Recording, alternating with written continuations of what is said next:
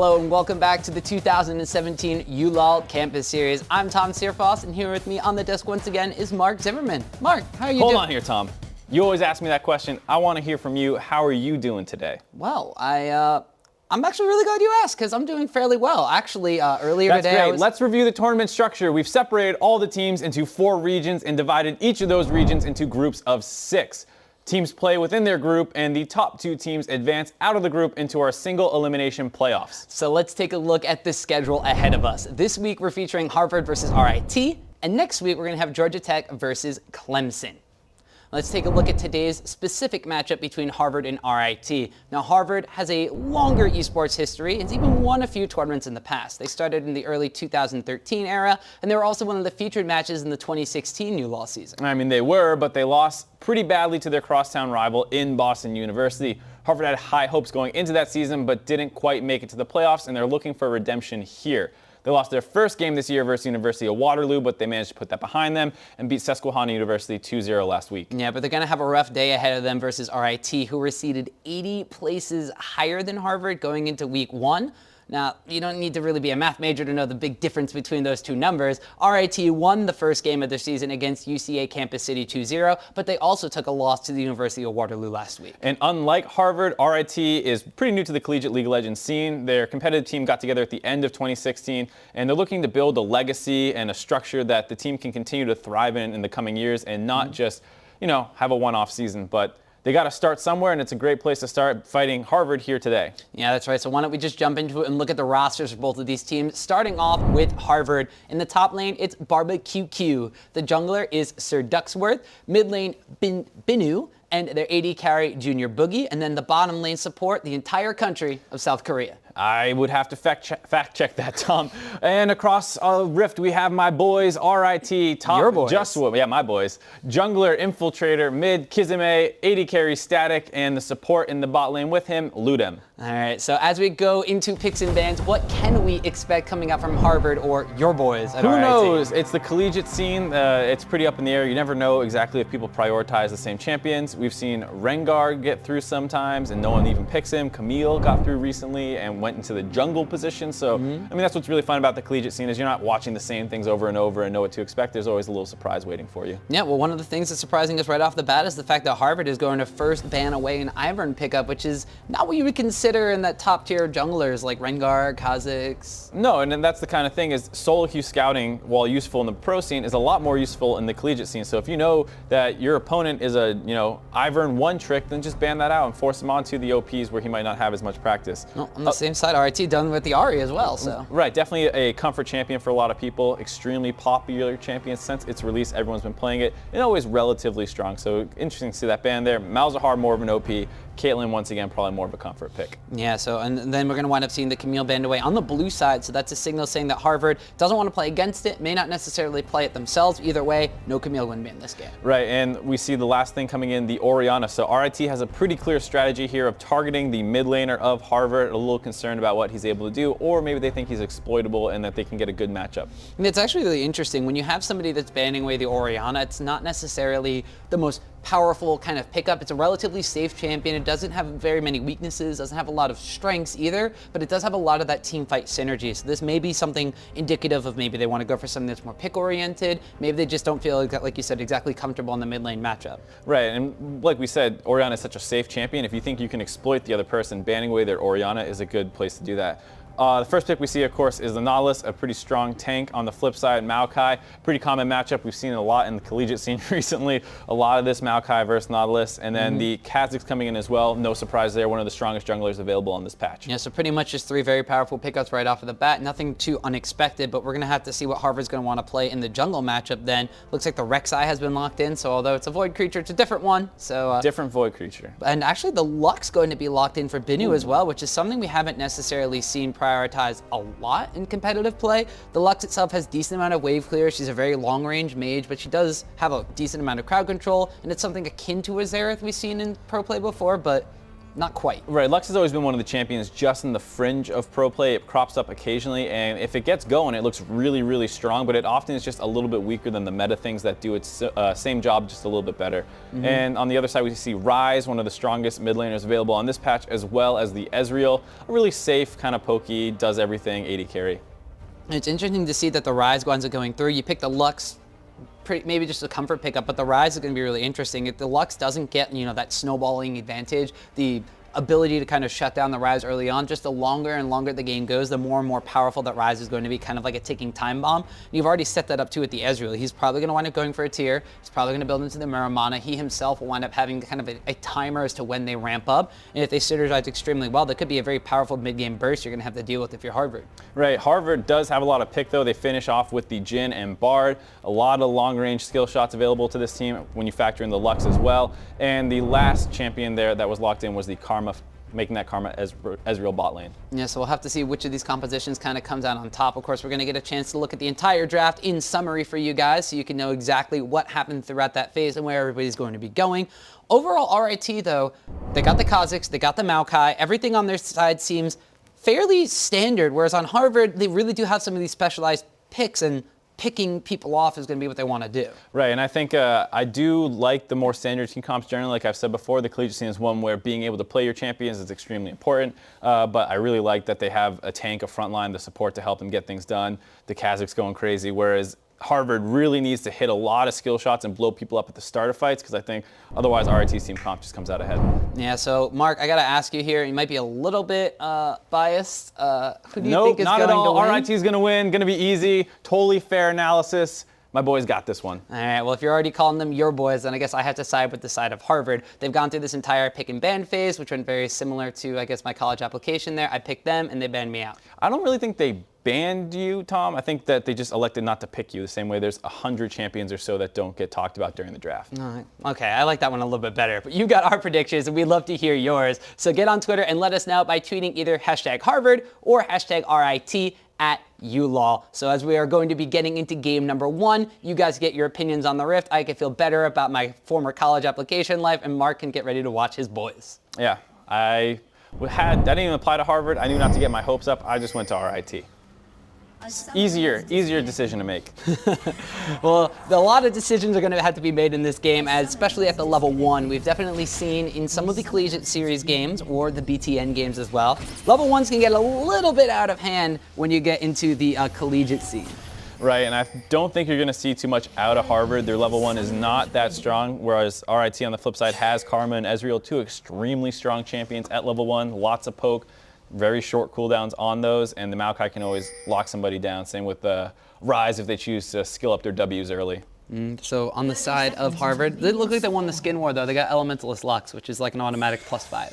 I mean, that basically wins the skin war on its own. We'll have to see what they actually choose to develop into, because you can stack up the passive energy. I think that's going to be the most important thing to analyze over the course of this game, is what Elementalist Lux he's going to go with. You see, normally Kha'Zix is the one you have to worry about evolving into something different, but now you got the Elementalist Lux skin. We'll have to see. I'll be honest, Tom, I don't know what all the Elementalist Lux things become. You don't? No. So you know the basic 4, right? Not even. You don't know like fire and water, and then Earth, wind. They have the nature, and they have the air, and then you can combine them with another one of those 4 basic elements to make storm, or... You're going to have to break it down for me as we go through the game, because that's just too much for my little brain to handle. Well, first off, Binu's going to have to deal damage in order to get those stacks up to begin with, and then we'll see what he wants to choose. Right, so we see both teams starting on the bot side of the map on the red and blue buffs respectively. Of course, not surprised to see that. Both bot lanes giving the leash and heading down to lane.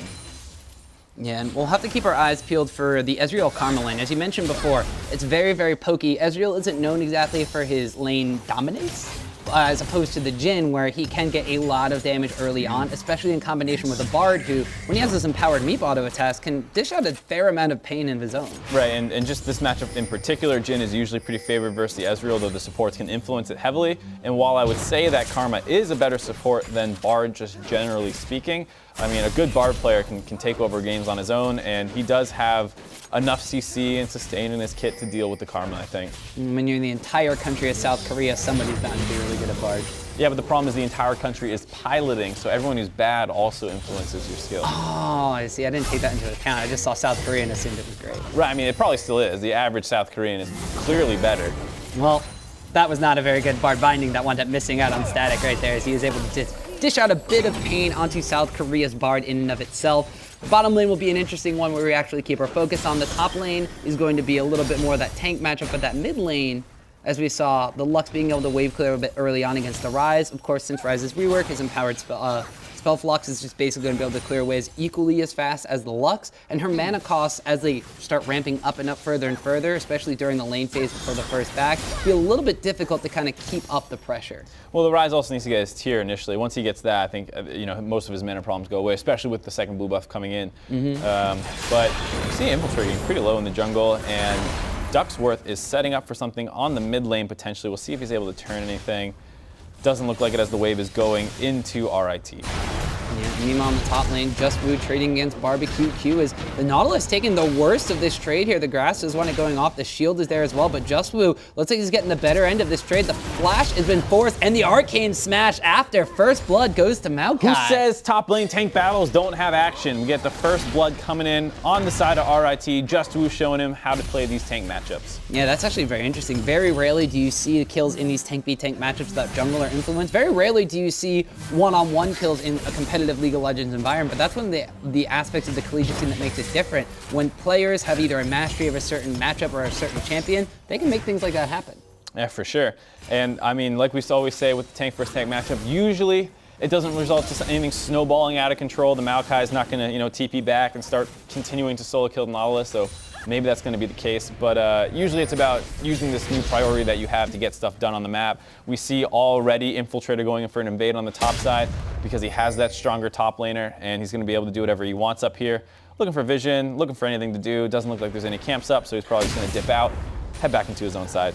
Utilizes the double blast cone just to get himself out of there, and justwu in the meantime had gone back, picked up a second Doran's ring for himself in addition to his corrupting potion, whereas Barbecue Q had to just go back, pick up a null magic mantle. And they said we're not really going to see justwu teleporting back and just immediately getting another kill, but his teleport back and bullying of Barbecue Q has continued to happen. Yeah, I mean, I say that's not what's going to happen, but what do I know? justwu obviously showing that he is very comfortable in this matchup.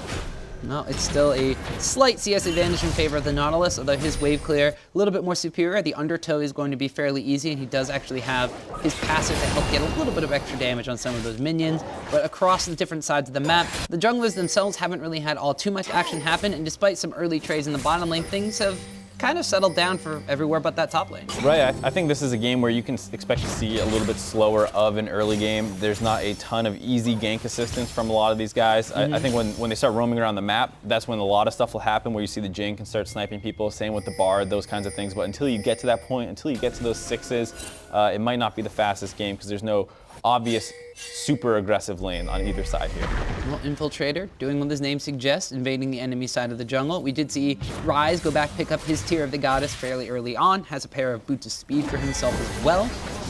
Helping that Kha'Zix to ward up the enemy jungle to know if any junglers are going to be down there, and that means that this bottom lane can get aggressive just like that. The heals have been popped, the exhaust as well, the flash is forward, and Ludum's going to pick up a kill. As Static is going to get bound against the wall, but South Korea has to turn tail and run. He can't turn that one around. Ludum, is he going to wind up landing the Q? He does. South Korea does get flashed on. The tether is out from Karma, but the shield to keep her alive will not take down Bard. You're thinking maybe one more auto could have done it, but ultimately he decided to run away. I think it's fine to play that a little safer. Don't want to feed a kill back for no reason. Get this wave in. That's a great start for RIT, getting solo kills essentially in 2 lanes. Now they just need to play it a little slower, try and close the game out. And Harvard's got to start making some stuff happen.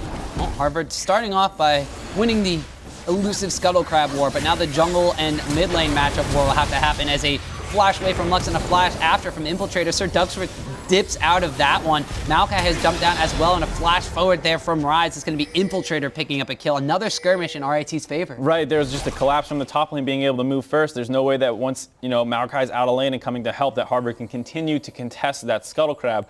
They have to back off it despite securing it, and RIT is able to collapse and pick up a kill. So RIT already being the more proactive team in this game. Early on, we're about 7 minutes in, they've gotten 3 kills for themselves. They've gotten in on some pretty juicy targets. They've gotten it on the Kazakhs. The Maokai's had some priority in his own lane. The Karma, you'd like that one on the Ezreal, but you're not really going to complain when everybody's been a part of it, every single one of these kills. Yeah, I mean, it's definitely the ideal start for RIT, minus, of course, the Ezreal being the one to grab that kill. Of course, the Ezreal, once again, not the most snowball-y lane. You know, even though you get that even if you got the first blood, you're still just buying a tier with it generally, and maybe getting an earlier start in your Sheen, but he already has that, so overall, not picking up the kill, not the biggest deal, and it's just overall good to deny the Jhin, who's a champion who really does want to be ahead of the state of the game. And Just Woo continued to just hammer down on Barbecue Q in the top lane. But you mentioned that Jhin, he's gone offered up to go for the serrated Dirk build. This is 7-2s, we're on the live patch, so there has been the lethality changes. Jhin himself used to be a really good wielder of that Ghost Blade, and it looks like that Junior Boogie is going to concede to that and go along. Right, the lethality build's obviously had a huge buff on this patch. Unfortunate that he's already 20 CS down against the Ezreal, as well as not having 6 yet. It will be overall tough to have a huge impact on this game as it is right now, but that's the thing is, you know, Jhin Bard, they can make some stuff happen on the map. Hopefully they hit those 6s and start moving around. Maybe you get pick on the Rise with no sums, you can look there potentially. But top lane is continuing to be just a total bully for Just Woo. Getting another wave into the turret, forcing Barbecue out. He's gonna have to TP back most likely, and he's gonna keep building his own advantage on that top side. Yeah, and we talked about Harvard's potential to pick people off at this composition. You have the Lux binding, you have a Dredge line from Nautilus, you have Jhin, you have Bard. Like, everybody at this team is extremely good at singling out single targets, but on the side of RIT, the way that they're pushing in, the way they're moving around the map early on, the constant deep warding as we see Kizame doing so over here on the opposing blue buff, they're not really letting Harvard settle in to get those level 6s easy, to get these even lanes to kind of try to make things happen, and even continue to aggress here as Ducksworth is just going to wind up going down. The flash coming in from Just Woo roots him up, and Kazakhs takes him down. Yeah, there's some miscommunication there because I like the idea of Sir Ducksworth to block the Rise damage in order to let his Lux secure the blue buff, but he didn't know that, you know, Just Woo's out of lane most likely, so there's probably a miscommunication there where the Maokai is able to come in and finish him off for a kill, as we see them threatening a dive on the top side, but it is warded.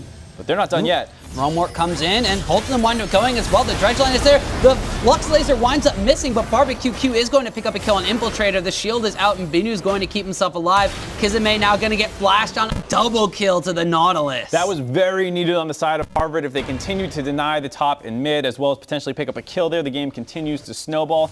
But with that, they're able to close the gold lead just down to a single 1,000 gold, as well as get some control back around the top side as Bard and Jhin starting to look for some picks. Bard ulti goes down, but the stun is going to land on a minion instead. Out comes the Ezreal ultimate, and he's going to take a little bit of damage back onto Jhin. They're not going to want to get anything for that Bard ult.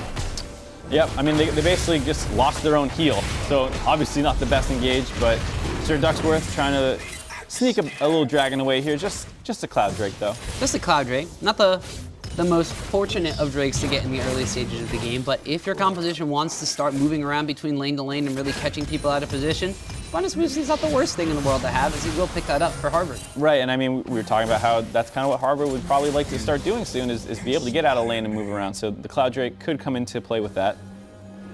But is RIT going to let them? Because so far they haven't. They've gotten CS advantages in multiple lanes. Actually, the only one that doesn't have the CS advantage is that mid lane. AD carry and the top lane positions, both with over 20 CS advantages, which is why this play here coming out from the side of Harvard is so important. Right, and you see that that was just an over-aggressive play. You're between two turrets. They have all their abilities up, so even though you kind of cut them off in a spot, it's not like they can't react to it. The Realm Warp is a very telegraphed move. They're able to kite back a little closer to the turret before ultimately just shooting all their abilities at the Kazakhs, who's very squishy early on and ultimately gave up his life looking for that play. And there was a bit of a dive when there was still a tower they could have potentially pressured, as now Barbecue Q, despite being pushed around early on, has completed an entire Spirit Visage. So despite being down in the CS, those 2 kills really helping his gold count as he's able to trade back and forth with the Maokai. Kizame goes in, the full combo there from Binu is going to get him down to about half HP, but now Lux has a lot of cooldowns and not a lot of damage back. Yeah, I mean, that's the thing is Rise has a very short cooldown on all those abilities. He can make that trade again and again and again, whereas Lux, not so much. That ultimate is on cooldown for quite a while now. Rek'Sai and Bard, though, grouping up around the bot side river, trying to get some vision control down, though RIT looks like they're willing to contest. Yeah, it looks like they are going to wind up going forward. South Korea throws out the Bard. Binding is not going to wind up finding a target. So Ducksworth and South Korea just going to back away. But now this is Harvard making moves on the opposite side of the map. RIT was invading in their red side, invading in their blue side. Now that Harvard's gotten a couple kills under their belt, they feel a little bit more comfortable kind of making moves onto their opposing side of the map. Right, and I do think that Harvard does have pretty good vision control down that bot side river. It makes it scary for RIT to push out around that bot side. You're scared of a dives coming in, stuff like that. Overall, really good vision control from Harvard down here, and that's exactly what they need.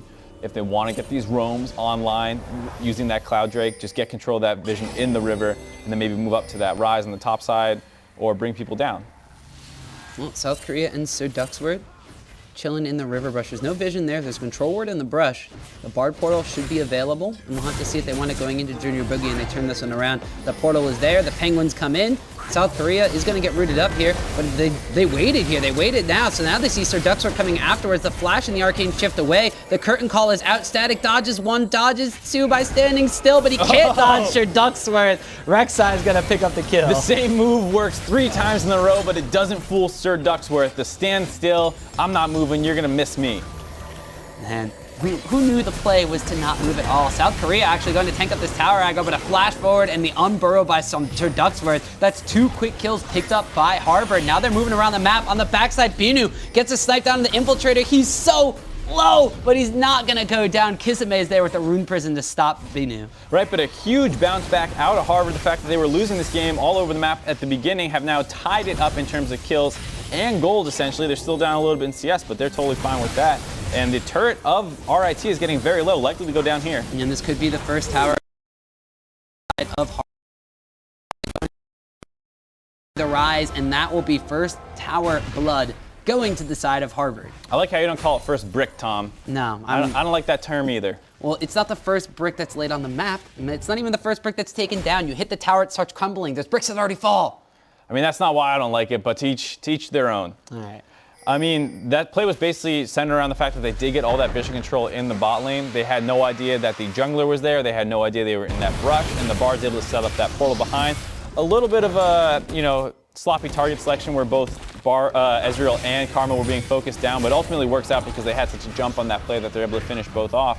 And they almost pick off Infiltrator at the end. Overall, a great play from Harvard. And that's the strength of their composition. Once they actually get freed up on the map, they have a lot of potential to lock people down. They have a lot of long-range engage, and they don't need to really get up in your face. And like Infiltrator, who does get up in the Sir Ducksworth phase, there is the final spark coming out from Binu, who has upgraded to the air version of Elementalist Lux, probably because they got the Cloud Drake.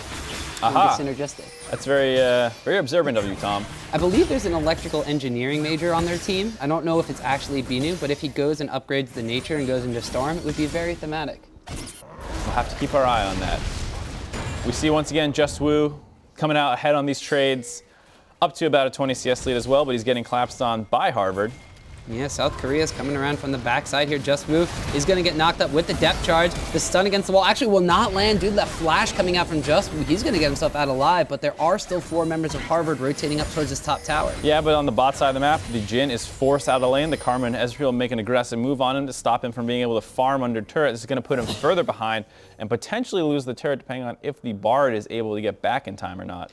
Yeah, and this is a little bit of proxy bot lane. That tower still has a lot of HP on, and there is a teleport coming in from Barbecue Q. Teleport's going to match from Just Woo, though. Is this going to wind up being a situation where they try to force this tower down and get into an extended fight? Junior Boogie and Barbecue Q for now. Look like they're just going to keep that at half HP. That looked like a terrible move to me, Tom. I mean, you basically just got a free TP for nothing just by having pressure down there, and then you decide to match like you're going to dive a full health Nautilus. I think that was a little ambitious on the side of RIT. And they could have used those resources better if they just held on to it and waited till there was more fighting on the bot side that only they could then TP into. Yeah, the response teleport is a little bit interesting there because you knew the teleport wasn't going to actually kill anybody, but if you wanted to try to force down the tower, you weren't in position for it. But Kisame here does wind up getting flashed on by Binu. The flash and the binding will pick up another kill, and that's blue buff on that Lux now as well. South Korea, in the meantime, hasn't caught up in this bottom lanes. It looks like RIT have not given up on this play, and they will wind up getting something for it. Just Woo twisted advance and picks up a kill. The Vengeful Maelstrom is still ticking down. Barbecue Q tries to flash away. Vengeful Maelstrom will get popped. The twisted advance is there, and another kill goes over, this time to the Ezreal. I mean, this is just fighting all over the map now. Kisame, clearly not a top laner, not used to getting collapsed on from behind like that. He goes down, and then RIT, once again they see that the Lux is on the top side, they say, all right, let's dive bottom again, keep forcing down there. They're able to pick up a kill, and now they're going to be able to pick up an Infernal Drake on the back end of that. Arguably the better dragon between the two. Yep, so the Infernal Drake will be going over to RIT, so that's going to be something that's going to be giving a lot of extra damage to a composition that is definitely going to benefit from that. The Ezreal poke, the Ryze combinations, even the Kha'Zix out of the jungle are going to be able to make a lot of things happen just because of that. And they're also going to want to getting that tower in the bottom lane. It's not the first blood tower, but it will be a response to the one that fell before. Right, and we'll see exactly what happens here. As Kisame wanted to push in that wave, didn't know the Rek'Sai was back there, gets cut off and killed. Good flash in by Binu to get the CC down, finish him off. On the flip side of the map, you see what happens as South Korea was just trying to get some vision down the bot side river. He gets cut off and killed, and then it's basically a chase down as the Nautilus is caught between the Maokai and the rest of the team.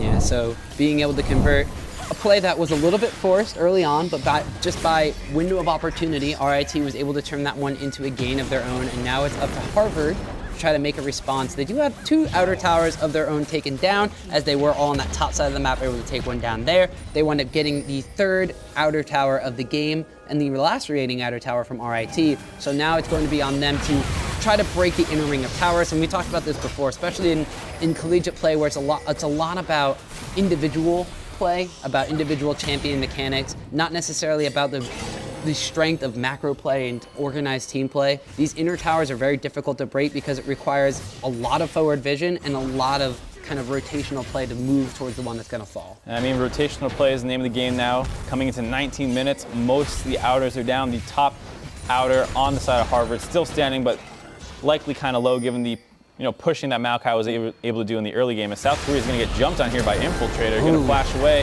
gets the Bardolph, but still goes down as the Q comes out, finishing him off. Unfortunate there as Infiltrator is able to take him down. He is going to wind up going invisible to try to get himself out of this one. He's running up towards Justwu, who's got that tower extremely low, so that will fall. Infiltrator will get out, and they pick themselves up a kill in the top lane.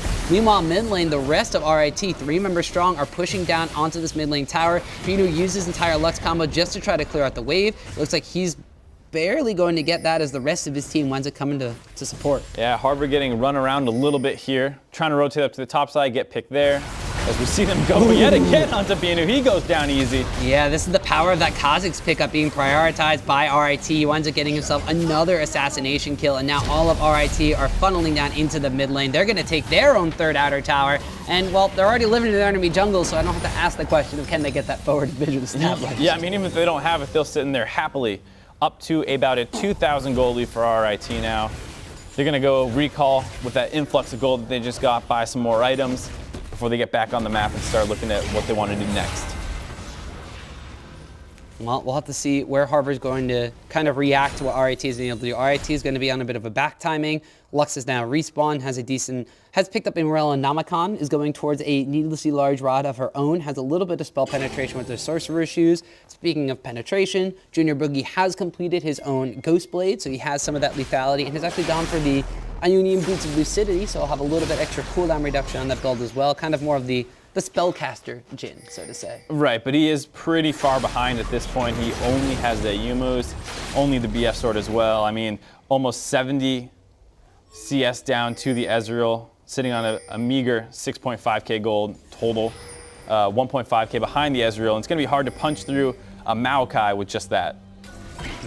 Yeah, that Maokai is going to be a force to be reckoned with. Is just starting to build into his own armor, so there's a bit of a window of opportunity where Jhin will be dealing a decent amount of damage, but as soon as that Sunfire Cape winds up being built up, potentially see a Zizirot or a Guardian Angel, that Maokai is just going to get more and more difficult to deal with. The Ezreal, in the meantime, flashes out of the Deadly Flourish, but he's just kind of caught up here all by himself and nowhere is land, and he wants to get taken down. The rest of his team's going to respond and try to push down this mid lane tower. Barbecue QQ is there to try to clear out the waves of minions. Tower's taking a lot of damage though. Ryze, Kha'Zix, and Karma are dishing out a decent amount of pain to that. But the Dredge line comes out here. Barbecue Q will lock him up. The depth charge goes out. Sir Ducksworth's going to knock him up as well, and Ryze can't move anywhere whatsoever. Binu's going to wind up taking a bit of damage from Karma on the backside, but the rest of Harvard show up. They protect their tower. They pick up another kill. Huge overextension by RIT there. First, Ezreal in the top lane without much vision, able to do anything. He gets picked off, then they try and punish by pushing down the mid lane, but they overstay. They give up another kill there, this time on Kizame, and then once again the Maokai TP's in, unable to get anything done. Just Boost TPs have not been too effective this game so far, and now Harvard is sieging onto RIT's mid-inner turret. Yeah, it looks like the RIT will have a little bit of wave clear coming out from the Karma and the Kazakhs and the Maokai, but Harvard are going to hard press on this one. They do have a decent amount of damage. They're just kind of poking away on this one. They are going to have that catch potential as they want it catching Maokai. The laser from Lux comes out across the back line as well. Maokai's getting dropped extremely low. The Twisted Advance back onto Barbecue Q though, and as Kisame comes back in with the Realm Warp, he's going to take down the Nautilus. There's a lot of chase coming out from the side of RIT, but there's a lot of denial from Harvard. The Deadly Flourish has to be sidestepped, the Lux Binding has to be sidestepped. They're able to defend and pick up a kill from RIT though.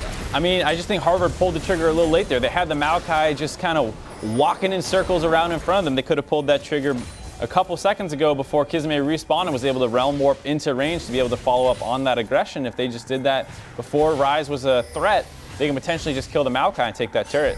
Yeah, well now it's going to be RIT. They have a little bit of forward establishment on the map. This dragon's going to be up in about 15 seconds. So we'll have to see if that's going to be what they wind up going for. Don't exactly remember what kind of, there's going to be another Cloud Drake, so maybe not the most high priority, but if you're going to be stacking up Drakes to try to get towards that Elder Dragon in the later stages of the game, picking up the second one here could be key. And it'll also match that rotational play that Harvard has because they have one of their own. Right, I think it's just generally worth fighting over that Dragon overall. I mean, there's no reason to give it away for free, especially if you feel like you're the stronger team right now, which RIT arguably is, almost up 3,000 gold, but they're too slow making their way over. Harvard's going to get it for free and get out with the use of that bar portal. Well, that's another Dragon taken by the side of Harvard, so they have that for themselves. Lux, in the meanwhile, has upgraded to Storm, so that's the electrical one. I just want to point that out, but I do have to correct myself. There is no electrical engineering major on Harvard. There's an environmental engineering major. So at least the Elementalist Lux skin still plays into that a little bit, right? Exactly. Well, you have to be nature and you have to be air. So nature is as environmental as you can get. Right. It at least makes sense overall. Going to be interesting to see what RIT does now. The Dragon would have been a nice objective to focus on the mid game, but they lost out on it. Now we see a fight kind of starting off in the mid lane, looking for a pick attempt onto the Ezreal. The Bardol's coming with a nice three-man Bardol, see if he can get anything off the back of it. Hits three, and then there's the tunnel coming in from Rek'Sai, the knock-up to follow up, and Harvard is taking it to RIT. Justblue is a very tanky tree, but even he has to eventually get out of there. The catch comes in from Lux. They are not going to follow on that one, but that's the long-range engage power from Harvard's comp. Right, you see just what they're able to do. They open up with the Nautilus ult, the Jhin ult, and then the Bardol on top gets 3 men, and then finally the Lux hits a nice ultimate on the entire team, able to snipe them out. Picks up 2 kills real quick, and they're going to siege onto this mid lane. Yep, so now this is mid lane tower pressure take 2, as they have eliminated 2 targets from the side of RIT. They've used a decent amount of abilities, but Lux's ultimate has come back up. They still have a decent amount of poke, but the Jhin himself, like you said, being behind a little bit now, not going to have the amount of damage you really need to take more than just a couple pot shots at that tower, and despite that really good catch, they got to back away. All right, so we'll take a look at that replay as Harvard gets their recalls off. Gonna take another look at just how they got all those kills.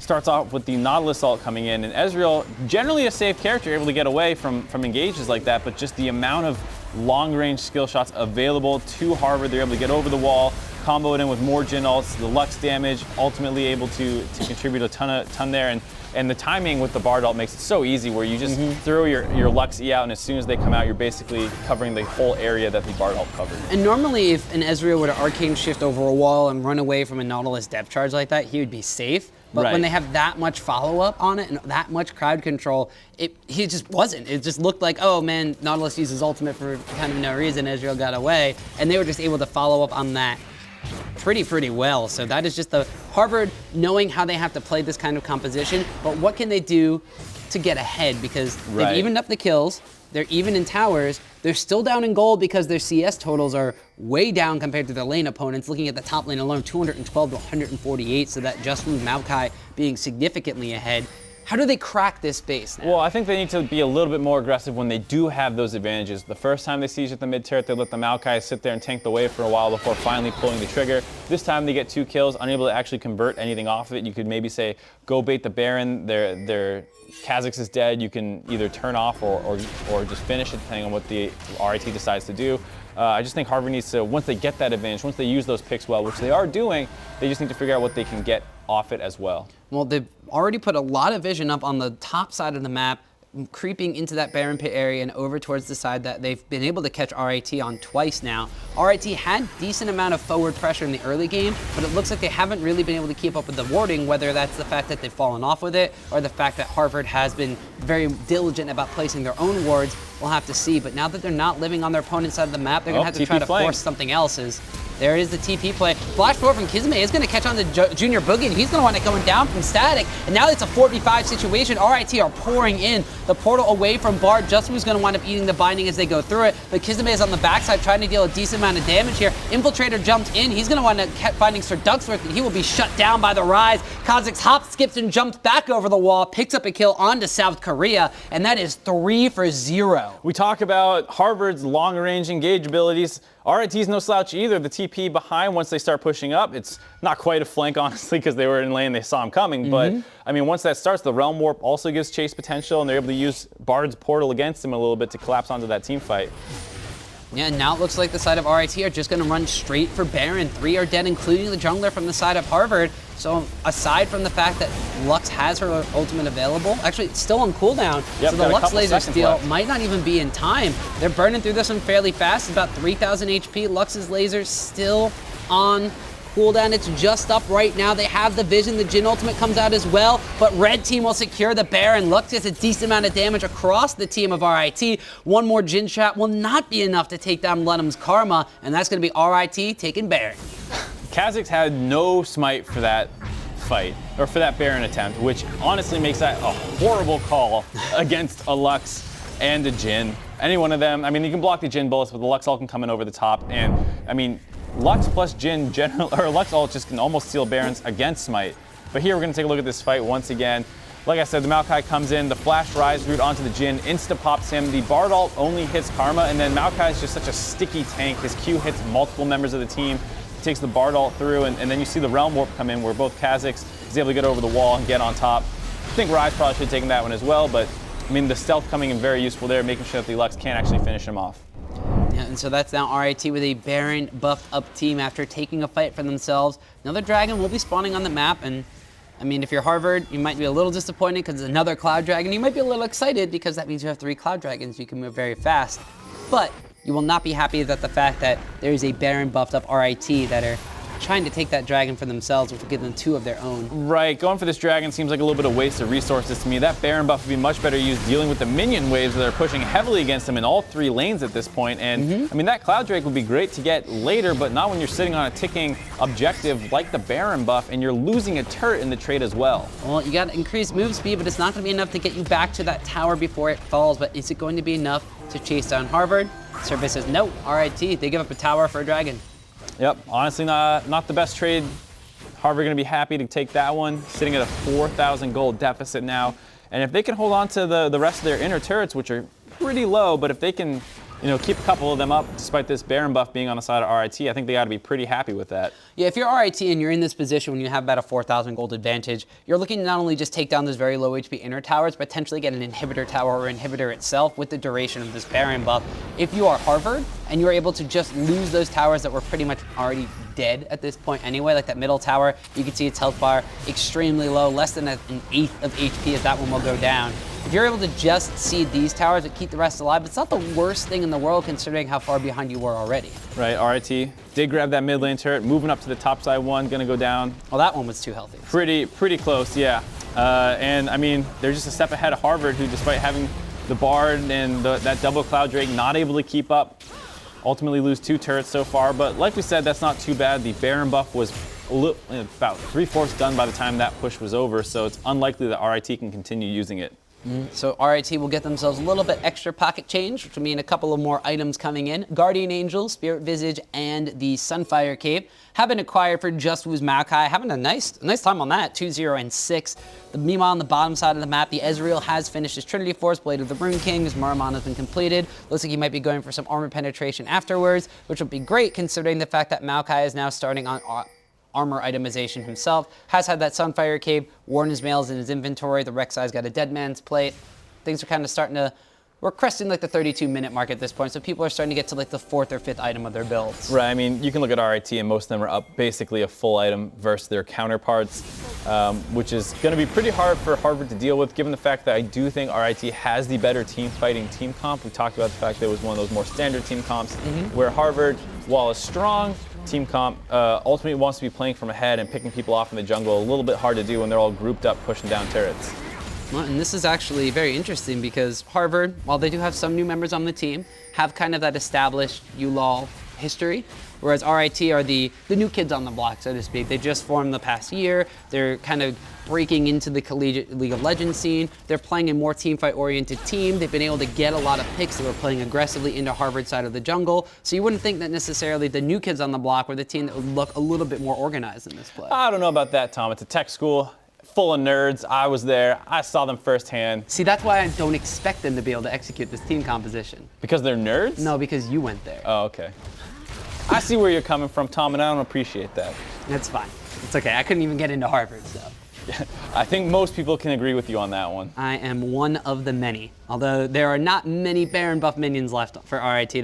That buff has expired, and they have been able to take down all of the remaining outer towers from the side of Harvard, but now they kind of stalled out a little bit. This is where Harvard's team composition, they have a lot of long-range engage. The Lux at this point has hit Luden's Echo, has a Void Staff, is almost level 16. That cooldown on the ultimate is going to be extremely short, and then it's going to be really difficult to try to break the base without something like Baron buff when Lux can deal that much damage to Ryze through a Seraph Embrace shield. Right, I mean, that's the crazy thing is, you know, Ryze actually had to use some defensive cooldowns there to not insta-die.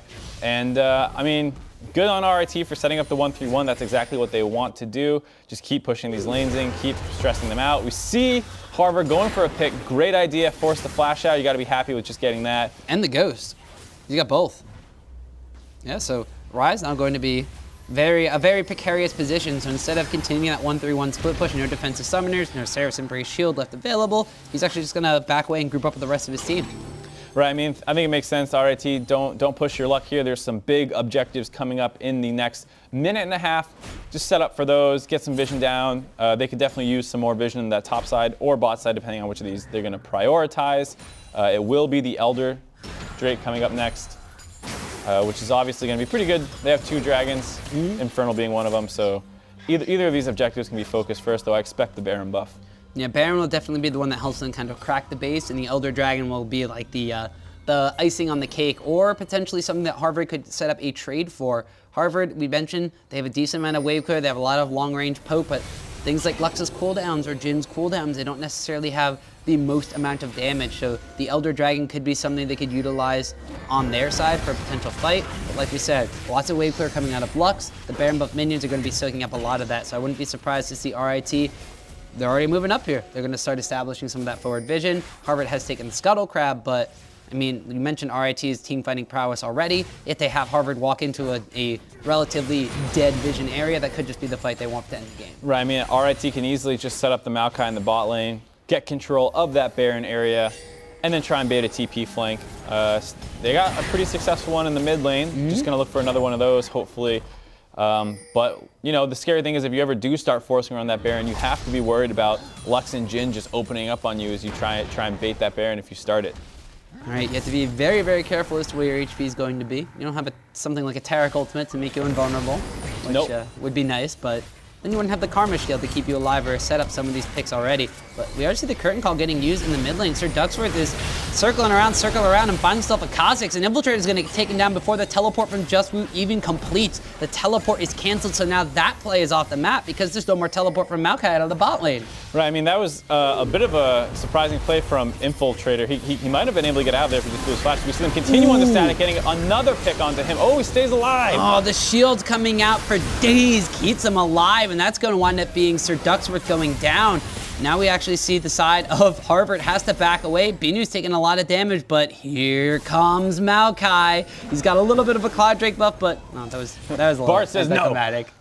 Yeah, I mean, the Cloud Drake buff, you see, it's going to be useful, Tom. Bart says, Oh, but the Realm Warp comes in. Rise one's getting locked up and shut down. Just Woo is in there with him, but there's no damage to follow up. The Lux laser ones are going out across Static, deals a decent amount of damage. Ezreal shifting in. Just Woo's picked up Binu, but down goes Static to the Nautilus. Now Just Woo's going to get rooted up by the Deadly Flourish. This Jhin is still alive to dish out some damage. The Guardian Angel has been popped. The Karma has to run. The trap is down, and Just Woo's health bar is shortly going to follow. Shutdown goes to Jhin. Huge overextension by RIT. They're thinking that they can use the Realm Warp to collapse onto Harvard, who are actually able to deal with it just fine. And I mean, those are some longish death timers. They might be able to get up to the Baron and try and force around there, but Infiltrator is up as well. They would risk the Smite Steal. Looks like they're going to deal with just their minion waves instead. Let's get a look at that fight again, Tom. This is the second time where things look good for Harvard. They get turned around by RIT, and then RIT just goes a little bit too hard. Right, I mean, here, like I said, Infiltrator easily could have gotten out of there. He could have just jumped out, but he stealthed in, trying to get some damage onto the Rek'Sai instead, basically giving up his life for free. And then, you know, we see Harvard trying to punish that mistake with that kill. They're trying to get onto Static, but he easily shifts out. But once that root lands, they think that it's go time, but we see the power of Karma able to keep Static alive through all of that damage, and then RIT makes the same mistake over-aggressing. Yeah, and then as soon as RIT are able to turn that one around, like you said, they see the Maokai coming up from the bottom side of the map, trying to cut everybody off. But as soon as Bard lands a slow here, they should have backed away. But instead, Kizime is going to channel this Realm Warp, and it's going to follow right on top of them, and we know how that plays out. Yeah, for sure. As we see, Harvard had started the Baron, got a turn off. Yeah, in the meantime, Kizime is going to get locked up and hooked up here. Sir Ducksworth and Barbecue zoning him away. Meanwhile, the Jhin shots are going on to Static and Ludum, but now the turnaround is here. The Redemption does come out and heals everybody up, but the Realm Warp from behind, this time it's just Maokai that gets delivered to the back line. Junior Boogie's going to fall. A double kill picked up by Static as he's going to be shutting down the Lux, and with no damage dealers left on the side of Harvard, RIT are chomping at the bit for more kills. A triple kill comes out from Static. Infiltrator's going to get locked up by South Korea on the backside, but he will take down the Bard. That is 4 kills for the price of none. A great usage out of the Realm Warp this time. They don't send in their squishy backline to take that. They're just the Maokai go. He's able to cut off the retreat of Harvard, who had looked to start the fight around Baron and get punished hard for it. Now that means it's going to be a Baron take by the side of RIT, the second one of the game for them, and this could potentially be the game-ending Baron buff, as now only inhibitor towers left on the map for Harvard. They are down by almost 10,000 gold, and we're approaching the point in time where, actually, they might just go for the Elder Dragon here, Yeah, they're not done just with the Baron. They want the Elder Dragon as well to make sure that this is the final push for them. And I think that they have a good chance to do it. They can set that 1-3-1 up again. The Rise has his summoners back available, or at least his flash, so he's able to get out of that Lux burst. And it's going to be really hard for Harvard to deal with an RIT that's going to be trying to split them up in their base.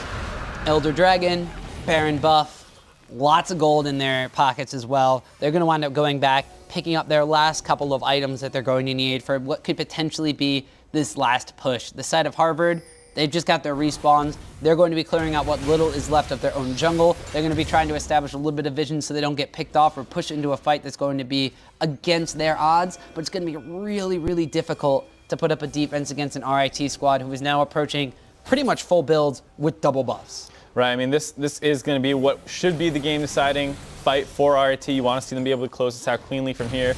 They have the Rise, they have the Maokai split into opposite side lanes, being pretty safe with their push-up because Harvard is kind of, you know, setting up one of these Fnatic brushes, trying to hope someone face checks them. And they do have a good comp for being able to blow somebody up. We'll see if they can get one.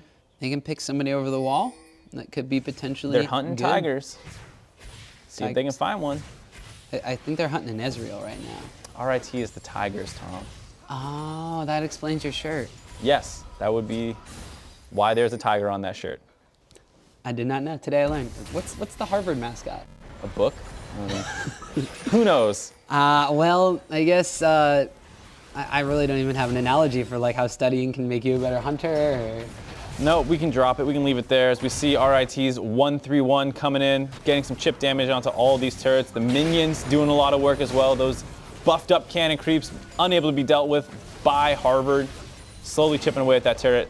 So we see Maokai getting the most work done. Usually it's not the tank No, but the tank himself is dishing out the most damage. That tower in the bot lane goes down, followed up by the Mana Mage of Rise. You wouldn't think also pushes down towers extremely fast, but that just goes to show where the priority of the wave clear from Harvard was and the lack of it outside of that Lux pick as well. Oh, they're going to go hard again onto the Rise. He's going to be able to get away from a lot of this, but is it going to be enough? Well, he the jukes a lot. misses. Yeah, he jukes a lot. The Seraph's Embrace shield comes out, the last inhibitor falls, and now that's just going to be RIT pouring into the base. They've already used a lot to chase on that Rise, and they're not going to have a lot to really clear anything out. Multiple Baron buff minions, the Elder Dragon burn still on the side of RIT. All of the inhibitors now have fallen. It's just a matter of time before the super minions flood into the base. Right, RIT can play this really slow from here. They're going to have double super minions coming in from every wave, as well as the fact they'll be Baron buffed up. So this is going to be pretty much indefensible from Harvard unless they're able to basically ace RIT here. Well, one Nexus tower goes down. If they got to fight, it's going to be soon, but Barbecue Q is already super low, and now the tank is dead. RIT are charging into the base of Harvard. That's a Rek'Sai going down. That's a Nexus tower going down, and that's the base as RIT gonna take game number 1. I mean, that was a scrappy game overall. We saw RIT jump out to a quick 4-0 lead, basically, with Harvard answering right back. And then from there, it was a really giant push-pull where RIT would make a good play, but then overextend a little bit, and then Harvard would do the same exact thing. And both teams were trying to run two very different kind of comps and how they play out, and both teams had a good showing. Yeah, and while both teams did have like a decent showing as to what they could do with their own compositions and where their strengths actually lied, RIT, for a large majority of the game, had a gold advantage. So even though Harvard was able to really execute on some of those pick potentials that their composition have, some of those long-range engages, RIT didn't have to really sweat it all too much, considering they knew they had the gold lead for a very long time. Right, I mean, it really did come down to those CS advantages. RIT was getting matched play for play, but ultimately the gold lead was just too much given the fact that they had, you know, like a 60 CS lead in the bot lane, 60 CS lead in the top lane, and they could basically snowball from there. And you have to remember, though, that this game got out of hand. It could have gotten more out of hand, actually, in the beginning with RIT, but then they had that dive extremely early on that gave a lot of the pressure back to the top side of the map. As we can check out a replay here, at about 9 minutes and 45 seconds, RIT were able to, a little too overextending here. They were able to pick up a kill in the jungle. They zoned away Nautilus from his top lane tower, but they smelled blood. Right, I mean, it's the kind of thing we just have to be happy with pushing the Nautilus away. Maybe you go for finishing that turret off, but instead they go for the Realm Warp right next to this turret, and it's just so telegraphed. Harvard's able to set up for it. They still almost get the kill onto Lux that last Q. Maybe if it connects, they're able to grab it, but no matter what, you're going to be giving up a 2-for-1 here, and that's just a huge overextension given the fact that they were so far ahead already. You don't need to force those plays anymore. You can just sit back and let that gold lead grow naturally. Right, and that's what wound up giving Harvard a little bit of time to kind of come back into this game. It gave them some of their own pick potential, let them take down a bunch of towers. Harvard was ahead in towers despite being behind in gold for a large majority of this game, but when Harvard tried to actually go in and break the inner ring of towers, that's when things fell apart, and RIT was able to collapse with some really good teleport play. Right, and I think, whenever they did go for that mid lane inner turret, that's where the problems came from, especially the one that happened at around 27:30 into the game where Maokai is going to get a TP off. And once again, it's coming off the back of Harvard thinking that they can make a play around the mid lane turret. They had already, gotten a lot of pressure here, and it just is unfortunate because you see Kha'Zix throws that ward over the wall, allowing the Maokai to TP in. Good coordination between those two. You Rise flashing, letting the Jhin get insta-popped, and then just that Bard ult missing and only hitting Karma was a big deal and allowed RIT to basically chase through the rest of this fight. And let's not forget that this is kind of a two-threat composition between the Jhin and the Lux, so by catching out one of those damage-dealing carries that early on in the fight, it just means that as soon as that happens, Harvard is on the retreat. They can't really turn around any damage there whatsoever. Right, I mean, even though we talk about the Jhin being on the weaker end, he's still going to bring a lot more damage than a lot of the members on his team. And once that was done, they were able to go up, they grabbed the Baron, and they were able to break that inner ring of turrets, get a huge gold lead, and though it wasn't necessarily clean from then on, the gold lead was enough that they never were really threatened. Well, the newer kids on the block over at RIT were able to take game number 1 against Harvard, and we're going to take a quick break, but when we come back, we're going to see if Harvard can take game 2 and bounce it back.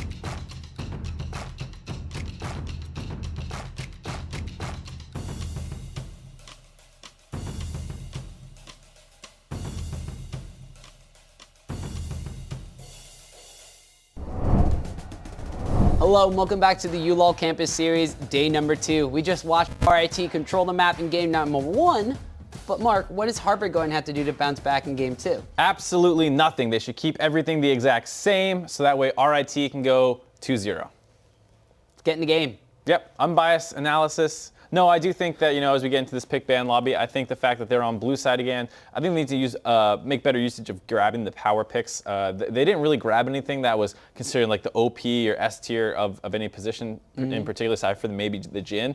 And I think if they go for something a little bit stronger, that would help them because RIT had power picks in most positions. Yeah, and RIT definitely demonstrated they knew what to do when they had those power picks in their hands. So now we're going to see the picks and bans for the second match and see what changes Harvard as well as potentially RIT make. You mentioned before, they're going to be staying onto the same side. Harvard actually going to be subbing in a new top laner as well. So Po-Ho-Ho Bear is going to be the top lane. I mean, I'm going to assume this is a pretty good change given the fact that Just Woo was able to get that solo kill on the top side. That's where a lot of pressure started coming from. Even though RIT messed up that dive when they went up there, the fact that they were already in that kind of power vacuum was a problem. And we see similar bans coming in as expected when you stay on the same side. The Camille, once again by Harvard, showing that they don't play that, and the Ari target ban from RIT. Yeah, so interesting that the Camille's been banned out once again by the blue side. We'll see if RIT kind of does the same exact kind of things. There were a couple of target bans, the Orianna being targeted here once again. They forced Binu onto the Lux. He seemed to be comfortable playing that matchup, although the Lux itself wasn't necessarily the same power level as the Ryze pick in the mid lane. Right, I mean, I think the Lux wasn't the problem in that draft. If they end up going with Lux again, I don't have a problem with that. I think the Kazakhs looked really good. I think the bot lane out of RIT and the Maokai looked really strong. So I want to see Harvard mix up those lanes more so. And we already have some adaptations in the draft, the Ryze being banned away from the side of Harvard, and Jace being the one that gets taken out from the side of RIT. So not the first pick available for the side of Harvard for the different top laner. Are they going to wind up grabbing something like the Maokai? And it looks like they're going to be a little bit more comfortable by going something a little more carry-oriented, and they lock up the Fiora. Right, it seems like Po-Ho Bear is a much more carry-oriented top laner. We're in a meta where you can play a lot of tanks, and you can play a lot of these kind of tank busters, and Jace is one of them, and Fiora is another one. So even though RIT is able to ban out one, they're still going to end up playing a melee carry versus tank matchup because RIT is going to end up on Nautilus and Kazakhs. Yeah, well, they do want to get in the Kazakhs for the second time in a row, so we've already seen Infiltrator be able to be a very big nuisance on that champion. Not only was he getting a decent share of the kills and dishing out a fair share of the damage, but he was also, well, to his namesake, continuously in the enemy jungle, especially early game. I mean, you could say he probably went a little bit too far occasionally. He was pretty willing to stealth around and fight people versus jump out sometimes, play a little slower. It's fine to do that. On the side of Harvard, 2 more surprise picks coming in. We see the Gragas and the Vel'Koz coming in. Could still be Vel'Koz support. We'll see if they flex it, but you never know in the collegiate scene. Yeah, and the Gragas has been a jungler that, while it was strong previously, has not really seen a lot of play ever since they changed his ultimate. Just being able to throw out the explosive casting, having that slight amount of delay no matter where you throw it, has kind of been like a make or break for him. More recently, he's been seeing a little bit more play. He still deals a decent amount of damage. He's a tanky kind of pickup, and you're going to need that if you're running a carry in the top lane. Right, and you do see, once again, the Syndra and Lucian locked in. 2 new changes for RIT in their mid lane pool. Both these are a little bit more on the aggressive, stompy side. Looks like RIT might be looking to close this game out faster. Vel'Koz is a pretty good matchup actually against Syndra and has a lot of range to deal with the fact that Syndra's such a bully. So it's not the best matchup for Syndra. So going to be interested to see how that plays out. Yeah, and Vel'Koz has a lot of wave clear. Syndra, of course, we know her for her own wave clear. We know her for the fact that she has a lot of damage coming out, especially from the ultimate. The Caitlyn's going to be picked up. Junior Boogie did have a little bit of a harder time in that bottom lane. He was down 20 CS extremely early in the Jhin versus Ezreal matchup, giving him something that's relatively safe against somebody that can put out a decent amount of damage like that Lucian in the bottom lane. And then pairing with the Tahm Kench, another frontline tank that could also save him in those sticky situations. And the last pick coming in as Malzahar. And overall, I kind of do like that Tahm Kench. It is good to a lot of the things that we see on the side of RIT, just being able to save you from a number of threats. Yeah, and we'll have to see as we get into the draft summary recap how these two teams actually stack up against each other, because we do have a lot of different picks, a lot of unexpected picks coming out from Harvard. RIT has changed their composition a little bit, but they're, aside from that Lucian pickup,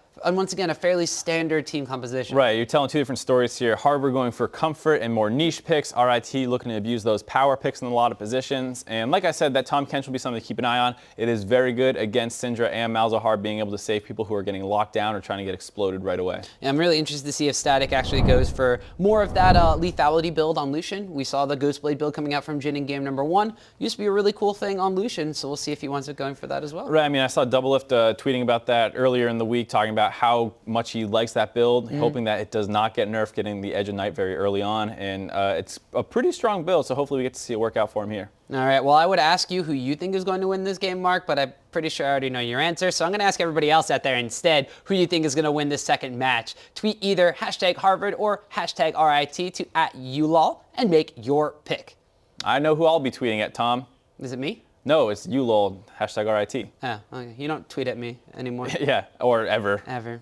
It's all right. We're going to be getting into our second game, so I'll drown my Twitter sorrows while Mark will be able to describe what RIT and Harvard are going to be trying to do at this early game. I wouldn't be surprised to see some cheesy stuff out of the Gragas. He does always have that flash body slam available, and if you can combo with a level 2 on Vel'Koz with a knockup, that could be a way to abuse the Syndra. Something like that could potentially be on the table. You know, level 6, Gragas still very strong. I mean, they did nerf the ultimate in the ways that you can use it, but it's still a decent engage tool and peel tool, so it'll be interesting to see how they do it as we see RIT going for a big invade here. A full stack of 5 is charging onto the enemy side of the Rift is Harvard in South Korea. Just got to walk out of here, taking some poke damage from those Dark Spheres, but looks like there isn't going to be all too much gain from the fact that RIT has invaded extremely early on. Just a couple of wards. Right. I mean, I'm a little surprised to see there not being a little bit more harass given, so that, you know, maybe the Malzahar can proc his, you know, Frost Queen's first item. Can't remember the name. I mean, they don't have a lot of... Yeah, Spell Thieves. They don't have enough CC at level 1 to really kill the Tahm Kench there. But the Nautilus potentially could have kept walking up, thrown a hook out. Maybe you don't want to take hook level 1. At least look for an auto to root him and just chunk him. But probably not going to get a kill, so it's fine that they don't look for that or force it. Yep, and while they have stacked up 5 and invaded just a little bit, Harvard just holds fast with their own sort of line of scrimmage kind of setup. And very interestingly enough, they switched out top laners, so now they have Poho Bear playing that Fiora in the top lane. Has started with a pull in this matchup against the Nautilus. Not afraid of dying. Knows she's not really going to be able to kill the Nautilus, and I guess is just going for that later game, hey, I'm going to get extra gold. Right, I mean, the Fiora counter picking the tanks does not beat them early. It's much more the kind of thing that as you get to your second and third item, they are unable to contain the Fiora and stop her from taking turrets. So the Cull, definitely a greedy item to start with because a lot of the tanks do have pushing power and trading power against the Fiora early. So this is some confidence coming out saying, I don't need any combat stuff, I'm just going to farm. Right, and we've talked about the prowess of Nautilus in the top lane, dealing more damage, having more pushing power than you'd expect a tank to have. We'll see if Poho Bear, or Pofo Bear, sorry, that's not an extra H, that's an F. Aha! Pofoho Bear? Poho Bear. Fiora in the top lane. Fiora in the top lane coming in for Harvard. And we see that, Just Woo is not looking to push. They know the Gragas started on the top side with the deep ward that RIT got at the level 1. And I think teams are respecting the fact that he can go for some cheesy level 2 plays. So, interesting to see that the Nautilus is not looking to push into Fiora, giving her the first couple waves and decide what she wants to do. As we see now, he starts going a little bit more aggressive. Yep, already has hit level 2. Procs the shield, gets a little bit of trade damage, but damage in the mid lane also is Binu and Kizame continuing to trade. A little bit of damage spells back and forth, both of them. Actually, it looks like Kizame has popped a potion of his own. Binu has opted not to. But this matchup will be very interesting because both of those champions are going to have a decent amount of wave clear. There's going to be a lot of damage trade back and forth. But I feel like there's not going to be a heck of a lot that actually happens. That's actually pretty cheeky there. The Tahm Kench being able to devour the void lane. Cute little interaction there. As we see Fiora getting a pretty good trade onto Just Woo in the top side of the map. And the Syndra versus Vel'Koz lane is a very explosive one where whoever gets ganked first can kind of get exploded the rest of the laning phase. But here we see the first gank head to the top side. Yep, Infiltrator's going to go on to Poho Bear as he winds up just sliding out of the way with a quick little lunge. I'm going to call him Foho Bear because I feel like that's how it's supposed to be pronounced. Poho Bear? Foho Bear. I like that one. I'm glad you came up with it. Because I would have just kept mispronouncing it this entire game and just doing a different one every time. You can stick with Fiora if you're going to struggle with it. Fiora. We see, now the lane's in a really awkward spot, unable to actually push it in, low health, getting a repeat gank. This is going to go really good for RIT. Yeah, and Bear did not see that one coming. Still had his flash available, but the first blood winds up going over to Infiltrator. I like the fact that he didn't flash there. He's pretty much dead in the water. He's too low HP. He could have got flashed on a couple more times and died, but I think it's better to save it. But that's the concern. You're pushed up. You try to get the wave in. Nautilus surprisingly freezing, not known for what Nautiluses do, but it sets up the repeat gank out of Infiltrator, and they get first blood off of it. Yep, has been able to go back and pick up 2 long swords of his own. Is going to immediately teleport back up the top lane, but Infiltrator jumps over the Rift Herald pit. Is not going to want to go in for. Is he going to want to go in for another gank here? Gets the speed boost from the Shrine. Looks like he might go towards mid lane instead, though. Vel'Koz has been pushed back a little bit, has used one of his own potions for himself, but we'll have to keep track of where the junglers are both going to be, because if Infiltrator's up on this top side of the map, he knows there's a ward in the river as well, so he's not just going to walk straight through that one. But Gragas, in the meantime, has shown up towards the mid lane. Kizame here, pushed a little bit far forward. Dark Spheres to wave clear, has a little bit of mana left over, and it looks like that, unfortunately for Sir Ducksworth, he's not going to be getting anything done in the mid lane. Right, and I think it'll be interesting to see what else Harvard can do. They didn't get that much done with the use of their jungler early last game either. It was mostly RIT controlling the pace of the game until they finally flubbed that top play, and that's when Harvard started making plays of their own. It looks like they struggled a little bit to get off the ground and making their own decisions. So RIT, little less uLoL experience than the side of Harvard does. Their players not necessarily having played together for a longer amount of time, but their decision-making, especially in the early game, seemed extremely solid. Game number 1, they were already infiltrating the opponent's side of the map. They were putting down deep vision. They were going and punishing for using summoners and repeat ganks on the top and the middle side of the map. We'll have to see if they continue to put forward this extremely aggressive early on kind of style, and if their over-aggression is something that Harvard can capitalize on with this sort of team composition. They don't have that tanky top laner, but they do have somebody in the jungle, like you said, that Gragas can punish a little bit harder than the Rek'Sai. Right, I do think that they have a good comp for punishing. If you mess up a dive or gank attempt on the Vel'Koz and you start getting that ultimate over the back, it can hurt a lot. Same kind of thing with Caitlyn. Once she starts kiting you out and she gets out of range of your initial abilities, it becomes a nightmare to finish her off. So, I mean, RIT wasn't the cleanest game out of them last time, and I think they'll need to be a little bit better this game if they hope to not get punished. Well, mentioning that Caitlyn, Junior Boogie in the bottom lane, having a better lane phases go about, but against the Lucian matchup here, slightly down a couple of bit of CS. You would expect it to go in the Caitlyn's favor, but now we have a trade going here. The Grand Challenge runs it going down. The flash there from Bear. Wants to try to get that last vital, but the dredge line from JustWoo, and he picks up a solo kill. Sniped him out of it. He tried to start that fight off before the Fiora could ding 6. She clears a creep and manages to pick it up, and it looks like the fight's going to go all right for her, but the flash away by JustWoo to avoid the last vital from getting proc, stops the healing coming in, and then he hits her with the dredge line, snipes her out, pulls her in, and finishes her off. Yeah, and she didn't have the lunge reset from hitting anything either, so she wasn't really able to get herself out of that one. Just really good play by JustWoo in that top lane.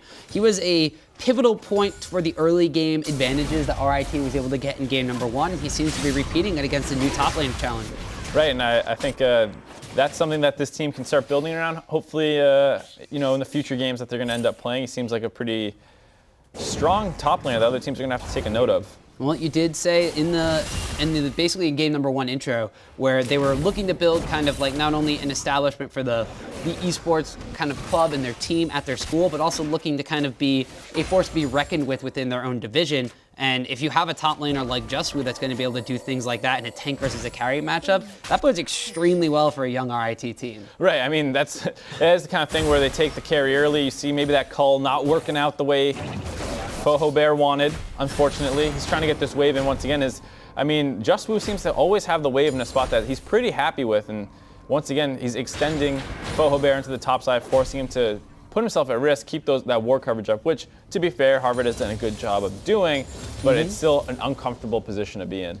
Well, aside from that top lane area where Infiltrator made one appearance, got JustWoo ahead, and now JustWoo's pretty content to do things in and of himself, where are you going to be looking at next if you are the side of RIT? There's a Cloud Drake available on the map. Do you prioritize something like that? I mean, RIT can potentially look to just force it down. Kha'Zix does solo it decently well, and then of course you can have someone rotate up, maybe just drop some Voidlings for him to help tank it.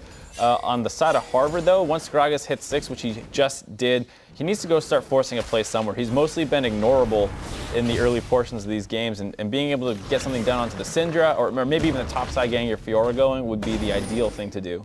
Well, we did see that Infiltrator was spotted out by a ward. Ace in the hole wound up landing, dealing an okay amount of damage to the Cosmic, mainly just forcing him out of their own jungle. The bottom lane matchup, though, continues to be trades back and forth, as well as this top lane matchup here where Fohobear gets the Grand Challenge down. The depth charge goes out. Just Woo's going to be hugging that wall, does not want any of those vitals to proc. The challenge will fade, and Just Woo stays alive. Yeah, just trading some damage back onto each other. As we see Infiltrator looking to get the red buff away, but there's also a lot of trading going on in the bot lane as teams are moving in to help contest this red buff. Looks like Infiltrator might be able to grab it now with the bot lane getting chunked out and him himself not being the healthiest member. Kizame's come down, has the blue buff available. Binu has also run down with a blue buff of his own. Spells are going to be flying off to the side, but Infiltrator will secure that red buff. And this is the continued early game aggression from the side of RIT, and Just Woo! Another kill against Fohobear. Fohobear uses parry way too early, basically gets nothing off it, which tells Just Woo, hey, throw that dredge line out, I can't stop it this time. Yeah, and that's yet a second solo kill for the side of RIT's top laner. This Nautilus matchup doing wonders for him. He was on the opposing side of a Maokai versus Nautilus last time around, seemed fine here. But Kizame here, you wanted some action from some Ducksworth. He's going to want to gift in a kill over the Beanie. Yeah, that's just such a huge overextension out of Kizame. It's nice that you're bullying the Vel'Koz. You got to push it under the turret, but you have to be aware of the fact that you don't have great ward coverage around the mid lane, and you know that Gragas was just on the bot side trying to get his red buff. Yeah, and you had Kha'Zix around the backside. Looked like they wanted to try to push up and dive that one, but Gragas was just there for a really good counter gank, avoided the ward they placed in the river, and he just didn't wind up knowing he was there. So that's going to be a little bit of a breather for a Harvard team that has been getting bullied around for the first 10 minutes of this game. I mean, this looks like it might be the same script as the first game. RIT jumps out to an Scripted. early. Yes. You call that out. You all scripted. Yeah, I mean, everything's scripted, man. No, that's true. But yeah, starts around the top side. Some great plays as we see once again Infiltrator moving in, trying to get a gank down to Fohobear. Probably going to be able to convert this one. Oh, the hook misses and a nice parry gets him out of there. Unable to finish him off, though they do get the flash out. They do, so now Fohobear is going to have a summoner spell down, as well as the fact that he has not been able to really reap the benefits of his cull in that top lane yet, continuously getting punished for just pushing forward aggressively on the Just Woo. He's actually down in the CS count as well now, 82 compared to 67. And now Just Woo just getting a lot of damage on the Fohobear. The depth charge goes out, is going to be able to just riposte that. Yeah, that was a little ambitious by RIT, but it is nice that they're focusing around the top side. They're going to keep pushing him down, potentially grabbing this turret, though it might be hard to do given that Nautilus is recalling. Never mind, I don't think they're going to go for it. No, I don't think they're going to try to force that one down quite yet. They have some decent lane advantages. Mid lane, the CS has an advantage of Syndra, 95 to the 83 of Vel'Koz, 85, 69 on the top side, and 114 to 102. Mentioned very briefly earlier on that Caitlyn usually has a very safe laning phase, is usually a lane bully over some of the other AD carries, but the Lucian and the Malzahar, the combination, and just the fact that Static and Luton had a very advantageous lane phase in the previous go-around between these two, Lucian's actually ahead. Right, I mean, usually the Caitlyn matchup is relatively hard, as we see Bino trying to open up onto Kizame, unable to get anything done as a fight breaks out on the top side as well. Fohobear going aggressive on the Just Woo, trying to proc those vitals.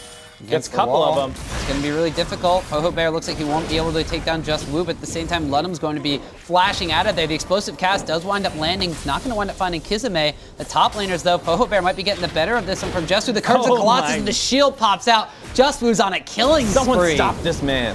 That's dangerous. That's 3 solo kills in a row. The Fiora keeps trying to challenge the Nautilus and can't quite take him down. And they're forcing a dragon right now. It's looking risky. I don't know if Harvard can actually get this. Well, Static is there to provide some damage. Harvard will get the dragon, but can they get out with their lives? Kizame is going to wind up popping the ultimate on the Binu. No one's going to go down yet because the heal was used by Caitlyn. There's going to be another grass down onto Caitlyn, but Tom Ken's going to eat her up and spit her out over the wall, but Binu's going to go down to Infiltrator on the backside. That's going to be a kill traded for the dragon, a solo kill in the top lane, but like I said, the dragon for Harvard. Right, but the dragon is not one that's great from behind. It doesn't help you do too much other than move between lanes and try and hold turrets. And RIT is going to try and push with those members down. They got a 5-man stack down here in the bot lane, going to grab this turret for first turret gold. Yeah, it looks like the first Tower Blood's going to go down to RIT after all, but it's not going to be on that top side that has been being pushed down ever so slowly but surely by Just Woo. It's going to be on the bottom side where Static and Ludum have been able to get a significant advantage now over this bottom lane duo of the Caitlyn and the Tahm Kench, denying as many minions as possible, as well as giving most of the gold over to Static. It's going to be 5 kills to 1 off the back of a solo kill top lane and a dragon fight that was forced by Harvard. Right, and this was, started out whatever. Once again, Nautilus getting a solo kill onto the Fiora. You say whatever as if that should be expected, no, but as of this game, yeah, it's like, okay, he gets his like third basically of the game. But the big thing was that they forced onto the Malzahar, and the Gragas ult actually hit and knocked him back into the team, but it did not seem like Harvard was sure that was going to happen, so they don't actually kill the Malzahar, and they decide to open up onto this dragon, and it's going to be actually Malzahar who ends up doing a lot of work a little bit later on here. And, you know, Syndra's throwing damage in, Lucian's throwing damage in, they're chunking people out. This is not a confident turnoff by Harvard. They don't have the mana and health to really do it. And then you see Caitlyn here, she's gonna get Malzahar ult, does a lot of damage. You see what the Tahm Kench is supposed to do against the Malzahar, but ultimately with Infiltrator coming in the backside, able to clean that kill up. You know, in terms of the amount of deaths they gave away, it doesn't seem that bad, but most importantly, they lost their turret at the end of that. And it's a 3,000 gold advantage now for RIT as we're cresting the 15-minute mark. So we're starting to get some of those post-lane phase itemization online. Kizame has gone for his Morellonomicon and the Sorcerer's Shoes. There's a Ghost Blade picked up by Static, so he is going for that lethality build, though he may be in a precarious position right here as Foho Bear is just waiting in the wings of that brush. Lucian's going to put a ward down, and Foho Bear reveals himself, so he's not going to wind up trying to challenge the Lucian here. But Tiamat, Vampiric Scepter picked up for the Fiora. Still is yet to pop that Cull, however. It's fairly close, but it's not going to get it right away. Right, and I think it's good to see that Foho Bear did not take that 1v1. He's been a little aggressive in trying to opt into fighting people. It doesn't look like he's going to be able to actually hold the turret versus Static, who also has Ludum rotating up to help him grab this second outer turret. They force the Fiora away, and it almost seems like Harvard, in the top lane matchup specifically, they change out top laners, they change out dramatically the play styles that they go for, but it seems like they might be trying to force something that isn't necessarily there for them, although skank in the mid lane. Ooh, a flash wave by Kizame. That's the change to the Gragas ultimate that's made him see less play. Is the fact there's that little window of opportunity about the size of the health bar left on Syndra there to flash out. Right, and I mean, that is the big change that knocked him out of competitive play essentially, and there it is taking effect as Kizame is able to get away with just the smallest bit of health left. Kizame's been playing very aggressive in this lane, a little too much, and he hasn't really gotten punished yet as Just Woo's getting caught out in the middle of 4 men. What was he doing down there? Well, it looks like he was on a little bit of a solo mission in that bottom lane. He's gonna get eaten up and spitten out by South Korea, but the body slam comes in from Sir Ducksworth. They're trying to get the kill over to Junior Boogie, but he's gonna wind up picking up a kill on Tahm Kench at the same time. They had to clean up that kill. It's a shutdown that goes to Ducksworth, but they lose one. Yeah, I mean, it's crazy. And on the top side, we see Foho Bear taking a fight yet again, just going down so easily as the bot side fight is still going on. Infiltrator overextends. He goes down. Ludum looks like he wants a piece of it, but that's going to be a mistake. He has to flash out as Syndra comes in, finishes off Sir Ducksworth. This is mayhem breaking out. Yeah, everybody's killing everybody all across the map, but as the dust slowly settles down, it's a 4,000 gold advantage for RIT. Even more, Kizame takes down Binu right there. Just one click of the R. And Foho Bear came into this game, he said, I'm going to make an impact. People are going to notice me. It's just for all the wrong reasons. Yeah, he's finally popped his call, but at this point, is 0 and 5 Fiora unable to duel the Ghostblade Lucian, as we can see already. Just Woo in the meantime has been like, I'm done with you, Fiora. I'm going to the bottom side of the map. I'm going to go exploring. Gets caught out. Yeah, I'm so surprised that Tahm Kench here died, because, I mean, he's got his whole team backing him up. They're fighting Nautilus. He has his gray health available. Red buff's swinging at him, too. Yeah, he just doesn't see that he's actually getting low and doesn't pop his gray health ever and actually just goes down. That was a huge mistake, because you think Tahm Kench would have been pretty useful a little bit later in this fight.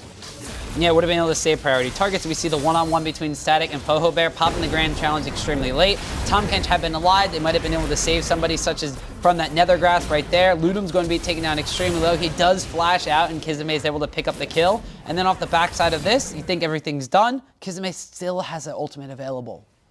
Yep, and he's got his eyes set on Vel'Koz. Sick of not being able to kill this guy. Finally, he's able to just blow him up with his ultimate. Yep, hits the Scatter of the Weak. Doesn't even need the stun to take down the Vel'Koz. So now, that's a pretty common thing you hear out of Syndra's. Didn't need X ability, pressed R. Listen, sometimes you have to be able to scatter as many orbs as possible on the ground near them before the ultimate kills somebody, but that's just 80 carries, and who plays 80 carries in 2017? Not me. I still do. So does Junior Boogie. I don't feel your pain. So does Static. As you see, speaking of Static, he bumps into Sir Ducksworth, getting into a little fight over the Scuttle Crab. Yeah, and he pops the Ghost Blade, the culling goes out. You're just going to get the quick little double shot passive after that, and Static with another solo kill. Yeah, I mean, Static's playing really well this game as we see this fight might not be over yet. Both teams opting in to continue fighting around the river. Duke Grand challenges down. Poho Bear's in the backline trying to get onto Static, trying to get on the Infiltrator, but Static's going to go on a killing spree instead. And then meanwhile, Ludon's been able to pick up a kill onto South Korea, take down a whole country with that Malzahar. One whole country, even though Malzahar is usually just used for single target. That's how you know Ludum knows what he's doing on this champion. I guess so, but that means that there's going to be a free push into this middle lane here. Binu is here for some wave clear duty, but he's super low. There's a Nautilus just on the other side of the wall as well. Looks like just waiting for some minions. Dread Blind's available. Here comes Justwu, he wants to get involved. Yeah. Just zone her away from that one. That's going to be another tower for RIT, their third and unanswered tower. Not sticking to the script this time, not letting Harvard back in the game. They have smashed since the early game. They are now up to about a 7K gold lead, looking to grab their first dragon actually, as Harvard snuck away that first Cloud Drake. Cloud Drake's pretty prevalent today. There's been a lot of them so far. Yeah, everybody's been really liking these Cloud Drakes. They've been spawning a lot more. Not really a fan of our friend Rift Herald. 0 for 4. I believe, well, we're at 19 minutes, huh? They're probably not going to be able to get up to him in time. No, he just despawned, but so did Ducksworth. He wound up going down right there as another solo kill comes out from Lucian, and this fight breaks out on the backside. There's only a Tahm Kench available for a tank, and he's only level 8 in this fight. Right, and you see Foho Bear trying to get some work done onto the squishier members of RIT, but he has to keep switching targets. They kite him out fairly well, and he gets no assistance from the rest of his team, who are zoned out by the rest of RIT, and it's basically a chase down through the turrets here. RIT largely ignoring their existence, going for more kills.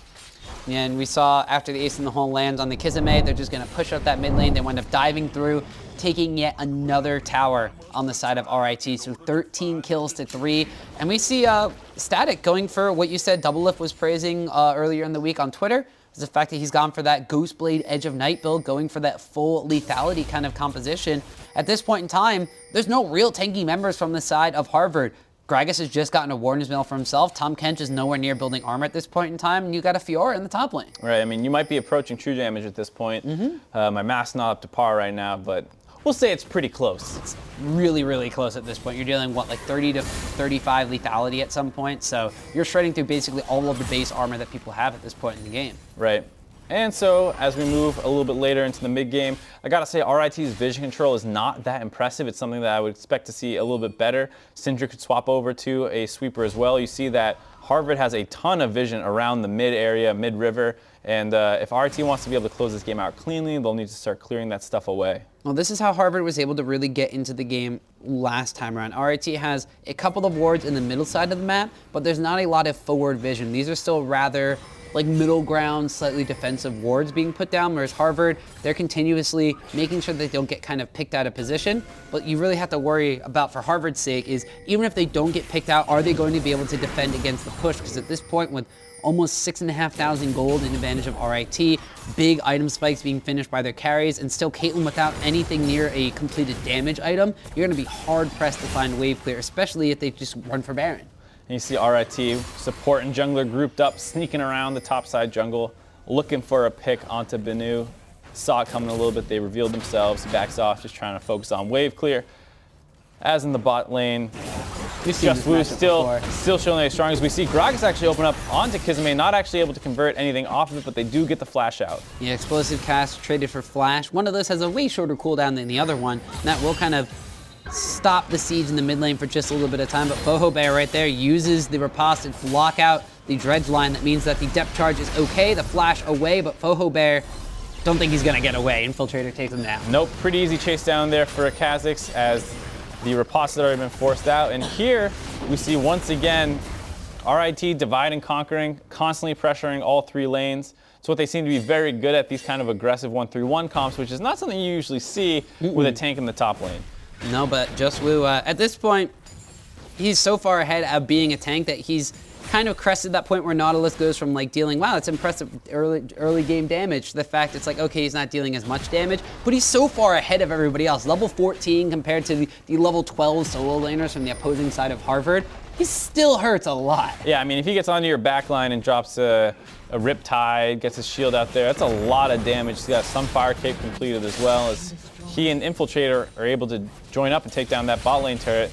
as Static and Ludum focus down the top lane, though they might have over-aggressed here. Static's going to go down. Ludum soon to follow, trying to finish off the Malzahar. The turret stays alive as well. 16 HP. Tower's all right. Tower's a trooper. Guess so. He's going to have to shrug that one off, though, because there's going to be more RIT where that came from. But still, that's, I would say, classic RIT. We haven't actually watched their previous 2 matches to know if this is how they wound up doing it. But game number 1, it was them overextending a little bit and being punished for it. This is the first time that's happened this game. Right, and I understand overstaying to finish that turret off, but I don't know why Ludum ulted the Vel'Koz as opposed to throwing an extra auto attack or 2 at the turret. I mean, I think that would have been a little bit better usage of your time rather than doing 300 damage to a guy who's not going to die. And that's very true, but maybe one misstep in what has been a relatively clean game for RIT, especially compared to game number 1. There was no early 9-minute tier 2 tower dives with Realm Warp that have kind of thrown the momentum back in favor of Harvard. Yeah, Foho has done his best to make sure that's the case. 0-7-0 for Foho. Not going to be able to get that top lane tower yet either. No towers at all taken for Harvard. They have a lot of gold left on the map, but they have no way to take it. Yeah, the question is, will they ever be able to actually cash in on those turrets that are left standing? My guess is no. The gold lead hasn't really grown that much. In fact, it's shrunk a little bit for RIT since we last checked in. But that's expected given that they've been feeding away some shutdowns and things like that.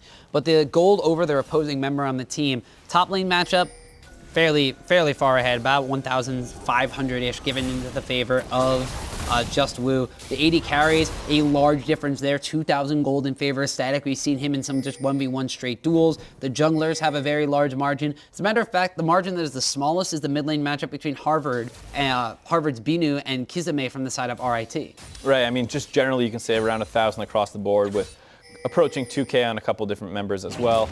Overall, RIT is looking in a pretty good spot. The game has slowed down. It is hard for them to force around the Baron buff if Just Woo is not going to be grouped up. So instead they're going to say, all right, let's just pick up this Infernal Dragon, up our damage even more. Every member of our team basically uses this, maybe minus Nautilus, but he's pretty happy with it as well. Yeah, he's not going to be dissatisfied with that as he looks to be defending this top lane tower, but with the Dragon going down, Harvard's going to strike and get their first tower of the game. Solo goal goes over to Foho. He really needs that. Right, and I think that was a good play by Harvard, being able to realize the Dragon would be the focus for RIT, swapping some members up to the top side to secure that. And once again, like you said, making sure Foho gets the solo turret gold. I mean, as much as the Fiora is down and you want to say, all right, leave him, cut off the leg that's, gone bad, Fiora does ultimately need gold, and she will get to that point where Nautilus can't do anything. So getting her there as soon as she can is very important. Yeah, it's still a Fiora, and we've seen in professional play, players like Someday do ridiculous backdoor tactics where he can pretty much 1v5 split push a game or victory for Dignitas in some of those games. So the Fiora, while it's going to take her longer to get online considering how far in the hole she is already, and will the fact that get she's there. not Someday. That's also fairly true. I don't think anybody can really compare to a multi-time LCK MVP top laner. Right. But she's still Fiora. She's got half of the equation. She hit her 2 items, which is very important. I mean, usually once you hit those 2 items, that's when you really are unlocked and able to start bullying around these tank matchups. But usually the person that you're trying to bully is not 4, 1, and 2. Yeah. And working on his 3rd armor item, if you're counting the boots as one. And going for what potentially looks like an Iceborne Gauntlet as well. So he's going to have his own kind of trade damage item, which you don't normally see a lot of tanks going for. Maybe Poppy every now and then picks one of those up, but when Just Woo is this far ahead on the Nautilus, he's going to pick that one up for himself. You have a Black Cleaver picked up for the Kazakhs, is in the mid lane here. Kizame is going to get a stun down as he and Static are wailing away on this Tahm Kench. Kizame goes on a killing spree as Static flashes and dashes forward. Gets caught up in a Vel'Koz ultimate right there, but the Disintegration Ray will not take him down. Junior Boogie on the backside will be able to pick up a kill onto Infiltrator though. The Caitlyn trap's coming out, but Caitlyn's not dealing a lot of damage to this Nautilus. He throws out a depth charge just to get that fly out of here, swats her back away. Meanwhile, the rest of RIT are trying to push up this lane, but the wave clear coming up from Binu just keeping them at bay. All right, you get to see how strong Harvard is with their range advantage that they tend to have on their mid and 80 carry positions, despite the fact that Nautilus is that beefcake that you were talking about. If the rest of the team can't actually follow up behind him and get damage in, he's just sitting there soaking damage for no reason, which is kind of what happened in this team fight. Yeah, and this is the strength of what Harvard can do with their composition. Not get caught out by, if you're Tahm Kench, you kind of want to save the people being caught out, that's your role. But with South Korea going down, even though they're able to get that first kill early on, there's no real forward momentum gained by RIT after that one kill. Jungle Boogie's actually able to pick up Infiltrator as he goes a little bit too far forward, and then the wave clear coming out from Vel'Koz is just keeping everybody else at bay. His poke damage is stacking up, Caitlyn's Runon's Hurricane Bolts are stacking up, and if you're RIT, you gotta kind of think of a new angle of attack. How do you break these towers? I mean, my first guess is go for a Baron. Right, I don't think you can brute force around them that easily. It's true, you do have pretty good dive and pick off potential with the Syndra, Nautilus, and Malzahar and stuff like that, but like we were saying in the pregame and like we just saw there, if you don't actually get to the Caitlyn and Vel'Koz, they can just keep pelting you and keep dropping your health bar lower and lower. And RIT is going to have to try and find something to do that's not right next to a turret. Well, extremely slowly but surely, you said that gold lead is dwindling. It was 7,000, gone to 6.5, now closer to 6,000 gold advantage in favor of RIT. Harvard has been able to pick up a couple of items. We mentioned the Fiora getting 2 items. The Vel'Koz himself has picked up Morello, has a Luden's Echo, and picked up an additional needlessly large rod. Just Woo, unfortunately, takes down that Trooper of a tower. He's a man. He doesn't need minions to help him.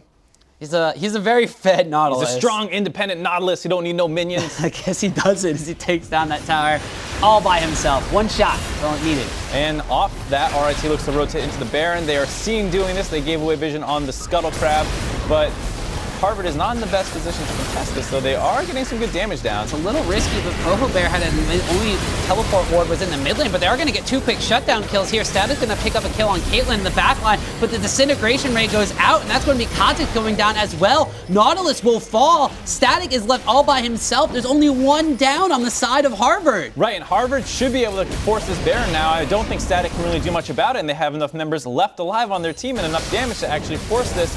I mean, this is going to be a huge turning point in the game, potentially. Well, I mentioned that RIT may be able to take a Baron, and that's how they'll crack the base, but I didn't think they'd do it when everybody was alive and ready for it. Harvard turns that one around. They take the Baron instead. We talk about how RIT's vision control has not been up to snuff, and you see how it can come back and bite them in the butt right there. Instead of trying to control the vision and start the Baron and turn off and force out summoners and get kills, they just say, we'll go straight for the Baron. And we talk about how strong Harvard's comp can punish people for not getting onto their carries. Right there, they basically insta-give 2 members of RIT and take that fight. And now that means Harvard is going to be having a bit of potential to take some of that free gold we thought they'd never be able to cash in on. Those outer towers are left available. With the Baron buff, they can push them down. The Fiora, who is now 1-7-3 instead of being 0-7-0, got that solo tower gold on the top, has completed the Maw of the Malmortius, now a 3-item Fiora build with Baron buff. That's going to be a split push threat, has level 16.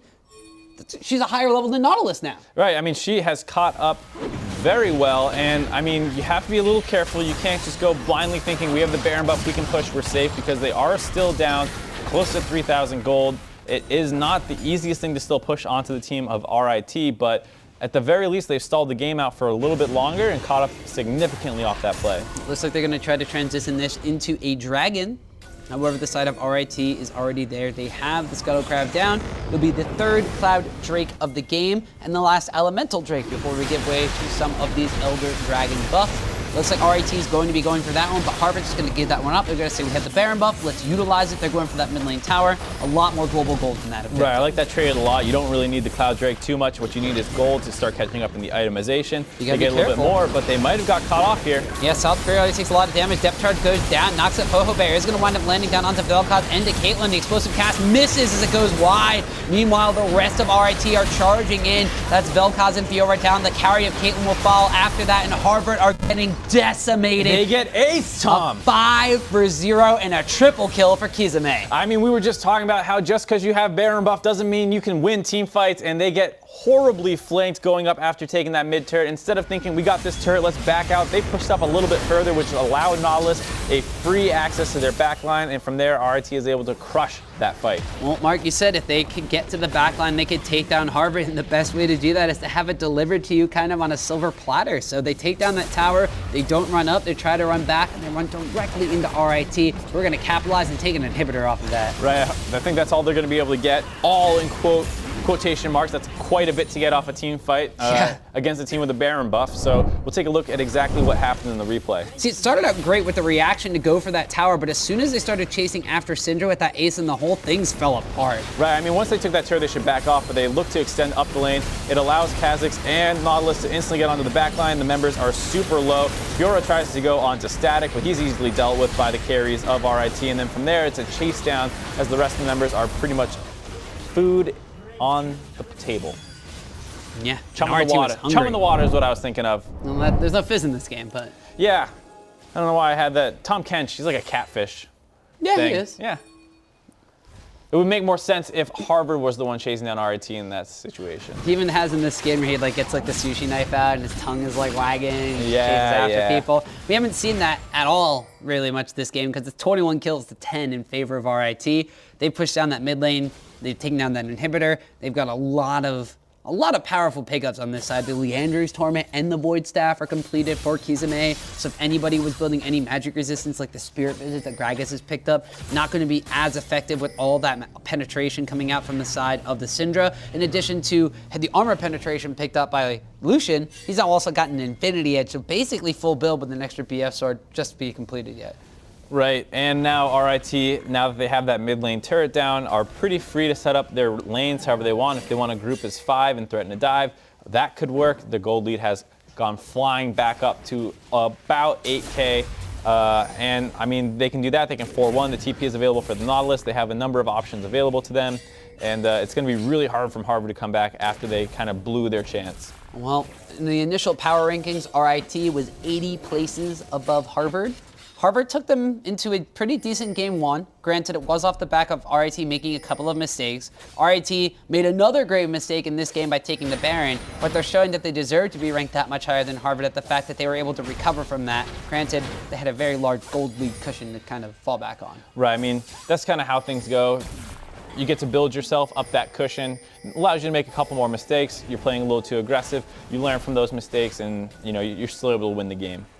Well, we'll see how RIT is going to have to close this game out. There's no Baron buff available because that was taken by the side of Harvard. So they still have the issue of how are they going to crack the remaining members of the remaining sides of this base. Top lane looks like Nautilus and Just Wu is going to wind up going up there. There's super minions in the mid lane, meaning that somebody is going to eventually have to go deal with that as Junior Boogie is over there. And it looks like they are going for the 4 members left on the bottom side. I mean, it is very difficult to push into Caitlyn, Vel'Koz without Baron buff or anything like that. And I like the idea that RIT had. I think they had the Nautilus mid lane trying to get the super creep wave into the base, which allows him to then walk through the base down and pressure onto that bottom turret. But it's ultimately too hard to do without any of the Baron buff on the minions. And you see Caitlyn with that trap defense set up around the front of her turret. It's going to be very difficult for anybody to really push in. So Infiltrator, in addition to Just Wu, going to be pushing up into that mid lane, trying to get the flank down. Did see that Foho Bear's Fiora was in the top side of the map, trying to push out a little bit, waiting for that juicy minion wave, but when your base is under siege, you kind of got to let that wave wait to crash into you. So continued wave clear coming out from the side of Harvard. Both of them are just kind of waiting for somebody to overextend ever so slightly. At this point, Harvard, they're content to get like the free waves of gold that are continuously pushing in their base as long as they don't lose anything. Eventually, RIT is going to have to back away due to low mana bars, due to low health bars from Poke coming out from Vel'Koz and Caitlyn. But RIT, they're posturing and they're waiting. They that want to flank get I a was dive. talking about. They're going to try and threaten away the wave clear as we see Harvard decide to try and jump the gun, go right onto Syndra, who's going to be killed off by Sir Ducksworth, but he's going to trade his life back as Nautilus ain't done in the backside. Yeah, he winds up pulling out that depth charge, winds up picking up a kill onto Caitlyn. Fiora has been able to get a kill on the Kha'Zix on the top side of this fight, but at the same time, Lucian is running wild, picks up a double kill, picks up a triple kill. That's going to be 4 dead for the side of Harvard, only at the cost of 2 for RIT.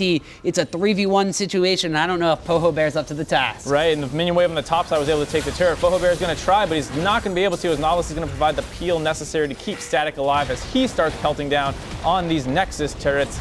Unsure if they'll be able to finish the game. Poho Bear's going to have to make a hero play, but it doesn't look like it's going to be easy to do. He flashes in. He's going to be able to get Static. He gets exhausted up. He will wind up getting 1 kill on the Static, but he does have the Malefic Visions, and the Nexus is exposed. Is he going to be able to rip through Just Wu? Looks like it's not going to happen. There's a ton of minions on the backside as well. Poho Bear can't even get through. The minions are blocking him. He will wind up taking down Ludum. Heals himself up a little bit off the Ravenous Hydra. He picks up a kill on the Nautilus. The Nexus stays alive. Gragas is revived. and they will stay in this game. Foho Bear does it.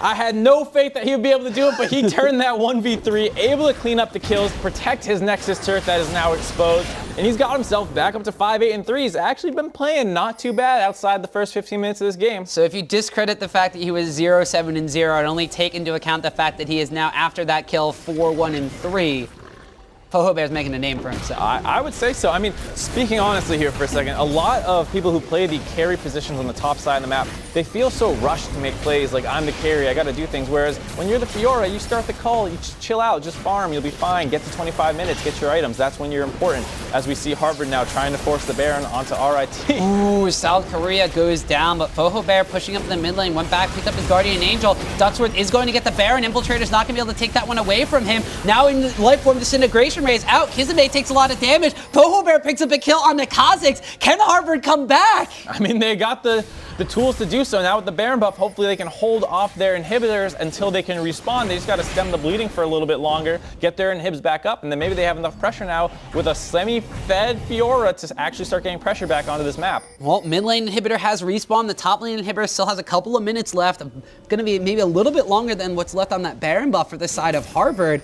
6-8-3 on Fiora. 3-5-8 on Vel'Koz, 3-3-6 on Caitlyn. You wouldn't think that these are the heroes that are going to wind up winning the game for Harvard, but they are coming back into this one. Fiora, Baron buff up, able to clear out these minions. Elder Dragon is live on the map. 3 Drakes for RIT means that this is a pivotal moment for them. Harvard can't let them have this, but they also can't engage them in a straight-up fight without Fiora. Right, I mean, Fiora does have TP if she needs to come in. They don't have the best vision control, giving her good TP wards, but there are a couple down in the area. RIT is still waiting for Infiltrator to get into range, so they're just trying to stall this situation out until he can. Fiora's trying to deal with minion waves. It's going to come down to who can actually win this fight if one happens. Well, both teams are just kind of posturing. The side of RIT knows they have super minions pushing down. They know that Fiora can teleport in, but they know that they can dictate the usage of that teleport by starting up on the dragon. Once everything has been pushed out, the teleport is coming in. It's coming in from behind as well. Kizame does get slowed up by the Tom Ken's. The redemption is out. The Malefic Vision goes down onto Foho Bear. Fiora's Guardian Angel is immediately popped. The grand challenge is on Kizame, but he does get the Scatter of the Weak. That's a double kill for Lucian, and this is going to go bad for Harvard. South Korea has the Grey Health Shield up, but he is going to go down. The jump from Kazakh after the reset on the Junior Boogie, he's going to wind up going down as well. Kazakh will eventually fall himself, but that is everybody but Vel'Koz down on the side of Harvard, and tragedy strikes. You see how hard it is to play a carry top laner that is melee range into Malzahar. You get the TP flank off, you think your team is going to support you, but no. Malzahar locks you down through your entire first life. Your GA comes back up and you get met with the stun by the Syndra. Well, I don't know if Binu's Vel'Koz is going to be able to pull his best Foho Bear Fiora impression or not. There's an exposed Nexus. There are multiple carries left alive on the side of RIT. And just to add insult to injury, Vel'Koz will go down to Syndra. It looked like it had the makings of a comeback story, but RIT snuffed out Harvard's chances. I mean, Harvard did make a really good stand there in the base. They almost came back. They got the kill. They got the Baron. That Elder Dragon fight was so tough for them. Just, you see how annoying that Malzahar is when you do have a champion like Fiora, and ultimately a really interesting game. RIT coming out to a really, really strong lead, but showing that they are not unshakable. They had a lot of bad plays in the late game. Yeah, and the disadvantage for RIT seems to be like once they break that inner ring of towers, the outer ring starts to be a little bit more difficult. And then even after they break the outer ring of towers, without a secure Baron buff, they have a very difficult time breaking an inhibitor or bringing the inhibitor towers into somebody's base, despite having 7,000-8,000 gold advantages. Right, I think the big problem for them is their vision control. It doesn't seem like they're ever able to surprise the enemy team, show up where they don't expect them to, or just force them into unfavorable situations where they have to start face checking things and risk getting engaged on. RIT needs to find a way to slow their game plan down. Whereas on the flip side, Harvard needs to learn not to lose the early game so hard. Yeah, Harvard's early game was definitely their Achilles heel, but focusing in on the replay here to show one of those disadvantages that RIT has, not having the secured vision control, not having the control around the map, trying to force a play with this Baron where there was a 5v5. It's just a straight up 5v5. Hey, let's do Baron. Yeah, right. I mean, the enemy team sees you, and they have a Syndra, they have a Vel'Koz, they have a Gragas, a Caitlyn, and you get to see just what happens. They get double knocked up, 2 people instantly dead. Static turns off on the right side, finishes the Caitlyn off, but now you're fighting a 4v5, and the enemy team is at full health. The Vel'Koz ult comes in, finishes off Infiltrator. And from there, it's pretty easy for them to kill the top lane Nautilus and then take the Baron. And it's just that kind of situation where you saw that there was a river right outside the Baron pit. There was a river in the or a ward in the Pixel Brush, excuse me. And then like there's the Rift Scuttler in the middle of the river. It's just so much vision for Harvard that why do you think you can do that Baron? Well, they thought they were super far ahead. They thought that they could really force it down, but it really didn't wind up working out for them. And while they were able to make such a great mistake, and Harvard was trying to come back into that one, Harvard, right after that, they get a little bit too far forward themselves, and RIT are able to just take that control right back from them. Right, and in that replay at 32-30 into the game, we see that they had the right idea, Harvard, where they decided to sack the Air Dragon, don't fight them there, push up mid lane and take this turret. What you really need is gold on your carries. This is a great decision, but then the Syndra, they for some reason think that they can force onto her, and they walk way too far forward, opening them up to this flank. They are now totally cut off. They try to exit through the top side, but their 3 carries are all grouped up right next to each other and exposed. Kha'Zix and Nautilus go in right away. Fiora's at half health by the time she decides to turn onto Static. She gets blown up easy, and then from there it's just such an easy chase down for RIT's team comp. Yeah, and then RIT, they grasp control of the game again. They take the reins for it. They try to push into the base, and afterwards, we wind up seeing a very staunch Poho Bearer Fiora 3v1 defense. They lose another Baron attempt. They lose a fight after that one, and it looks like Harvard's potentially going to come back, but RIT were so far ahead at that point in time. They knew that they could force objectives. They could go for the Elder Dragon, and they wind up tidying up a game that could have been way, way cleaner. Right, and I think, just to return to the point I was saying about how you need to play your role in a sense where you don't pick Fiora to fight that much in the early game. If you can gank for her and you can win some fights that way, sure, but you shouldn't be opting into these continuous 1v1s just at level 6, just, you know, oh, there's a Lucian the same level as me, up a ton of items, let me fight him as well. I think, you know, if Poho Bear just played that game a little slower from the early game, they wouldn't have fallen into such a large deficit, and then maybe he really can turn into that annoying split push Fiora. And he started with the cull and the health potion as well, so it looked like he wanted to kind of scale up into the later stages of the game, but he didn't let himself do that. Like, he went super aggressive early on, he wound up getting ganked by the Kha'Zix, and then soloed out 3 consecutive times by the Nautilus in a 1v1 situation. I mean, Harvard themselves, they have a lot of issues they could potentially work on. They also have the double top laner situation where both of them seem to kind of get bullied around by Just Woo in the top lane. So maybe trying to figure out, do we go for a carry top laner style and we wind up picking tanks like Gragas in the jungle? Do we go for a tank style and kind of go for like those dive buddy composition they have with the Maokai and the Rek'Sai? So I'm looking forward though, because they have the raw talent. They have the ability to come back, which is great because you can't really count them out in those situations, but can they show up those early game flaws? Right, I mean, I think Poho Bear had a pretty good showing after those initial mistakes. Maybe he was nervous getting subbed in, wanted to make a good impression right away, but ultimately came out worse for wear from it. Well, RIT came out the better one of that because they took away the win on this one. So let's look at the schedule heading into next week, because after that exciting match, I want to watch some more, but we got to wait a little bit. We got Georgia Tech versus Clemson coming up next week. Right, Georgia Tech made it to the semifinals last year, but got taken down by the reigning champs UBC. Both Georgia Tech and Clemson are 2-1 right now, and it should be a good match overall. Yeah, it's going to be really exciting. We finally have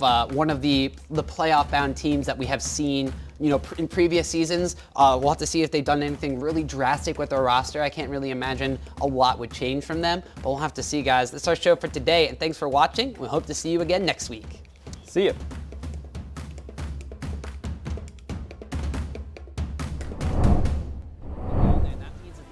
Can get aggressive just like that. The heals have been popped, the exhaust as well. The flash is forward, and Ludham's going to pick up a kill. A Static is going to get bound against the wall, but South Korea has to turn tail and run. He can't turn that one around. Now the jungle and mid lane matchup war will have to happen as a flash away from Lux and a flash after from Infiltrator. Sir Duxford dips out of that one. Maokai has jumped down as well, and a flash forward there from Rise. It's going to be Infiltrator picking up a kill. Another skirmish in RIT's favor. Pushing that Maokai was able to do in the early game. And South Korea is going to get jumped on here by Infiltrator. Going to flash away, gets the Bard ult, but still goes down as the Q comes out, finishing him off. Unfortunate there as Infiltrator's able to take him down. He is trying to rotate up to the top side, get picked there. as we see them go yet again onto Binu. He goes down easy. Yeah, this is the power of that Kha'Zix pickup being prioritized by RIT. Kisame is on the backside trying to deal a decent amount of damage here. Infiltrator jumps in. He's going to want to keep finding Sir Ducksworth, and he will be shut down by the Rise. Kha'Zix hops, skips, and jumps back over the wall, picks up a kill onto South Korea. But now the turnaround is here. The Redemption does come out and heals everybody up, but the Realm Warp from behind. This time it's just Maokai that gets delivered to the back line. Junior Boogie's going to fall. A double kill picked up by Static as he's going to be shutting down the Lux, and with no damage dealers left on the side of Harvard, RIT are chomping at the bit for more kills. Slightly down a couple of bit of CS. You would expect it to go in the Caitlyn's favor, but now we have a trade going here. The Grand Challenge runs it going down. The flash there from Poho Bear. Wants to try to get that last vital, but the dredge line from Just Woo, and he picks up a solo kill. Not going to wind up finding Kisame. The top laners, though, Poho Bear might be getting the better of this one from Just Woo. The Curse of Colossus and the shield pops out. Just Woo's on a killing spree. Someone stop this man. Down onto Vel'Koz and to Caitlyn. The explosive cast misses as it goes wide. Meanwhile, the rest of RIT are charging in. That's Vel'Koz and Fiora down. The carry of Caitlyn will fall after that, and Harvard are getting decimated. They get ace, Tom. 5-0. Just Woo. Looks like it's not going to happen. There's a ton of minions on the backside as well. Poho Bear can't even get through. The minions are blocking him. He won't want to take down Ludum. Heals himself up a little bit off the Ravenous Hydra. He picks up a kill on the Nautilus. The Nexus stays alive. Gragas is revived, and they will stay in this game. His mate does get slowed up by the Tomkins. The Redemption is out. The Malefic Vision goes down onto Poho Bear. Fiora's Guardian Angel is immediately popped. The Grand Challenge is on Kisame, but he does get the Scatter of the Weak. That's a double kill for Lucian, and this is going to go bad for Harvard. South Korea has the Grey Health Shield up, but he is going to go down. The jump from Kha'Zix after the reset on the Junior Boogie. He's going to wind up going down as well. Kha'Zix will eventually fall himself, but that is everybody but Vel'Koz down on the side of Harvard, and tragedy strikes.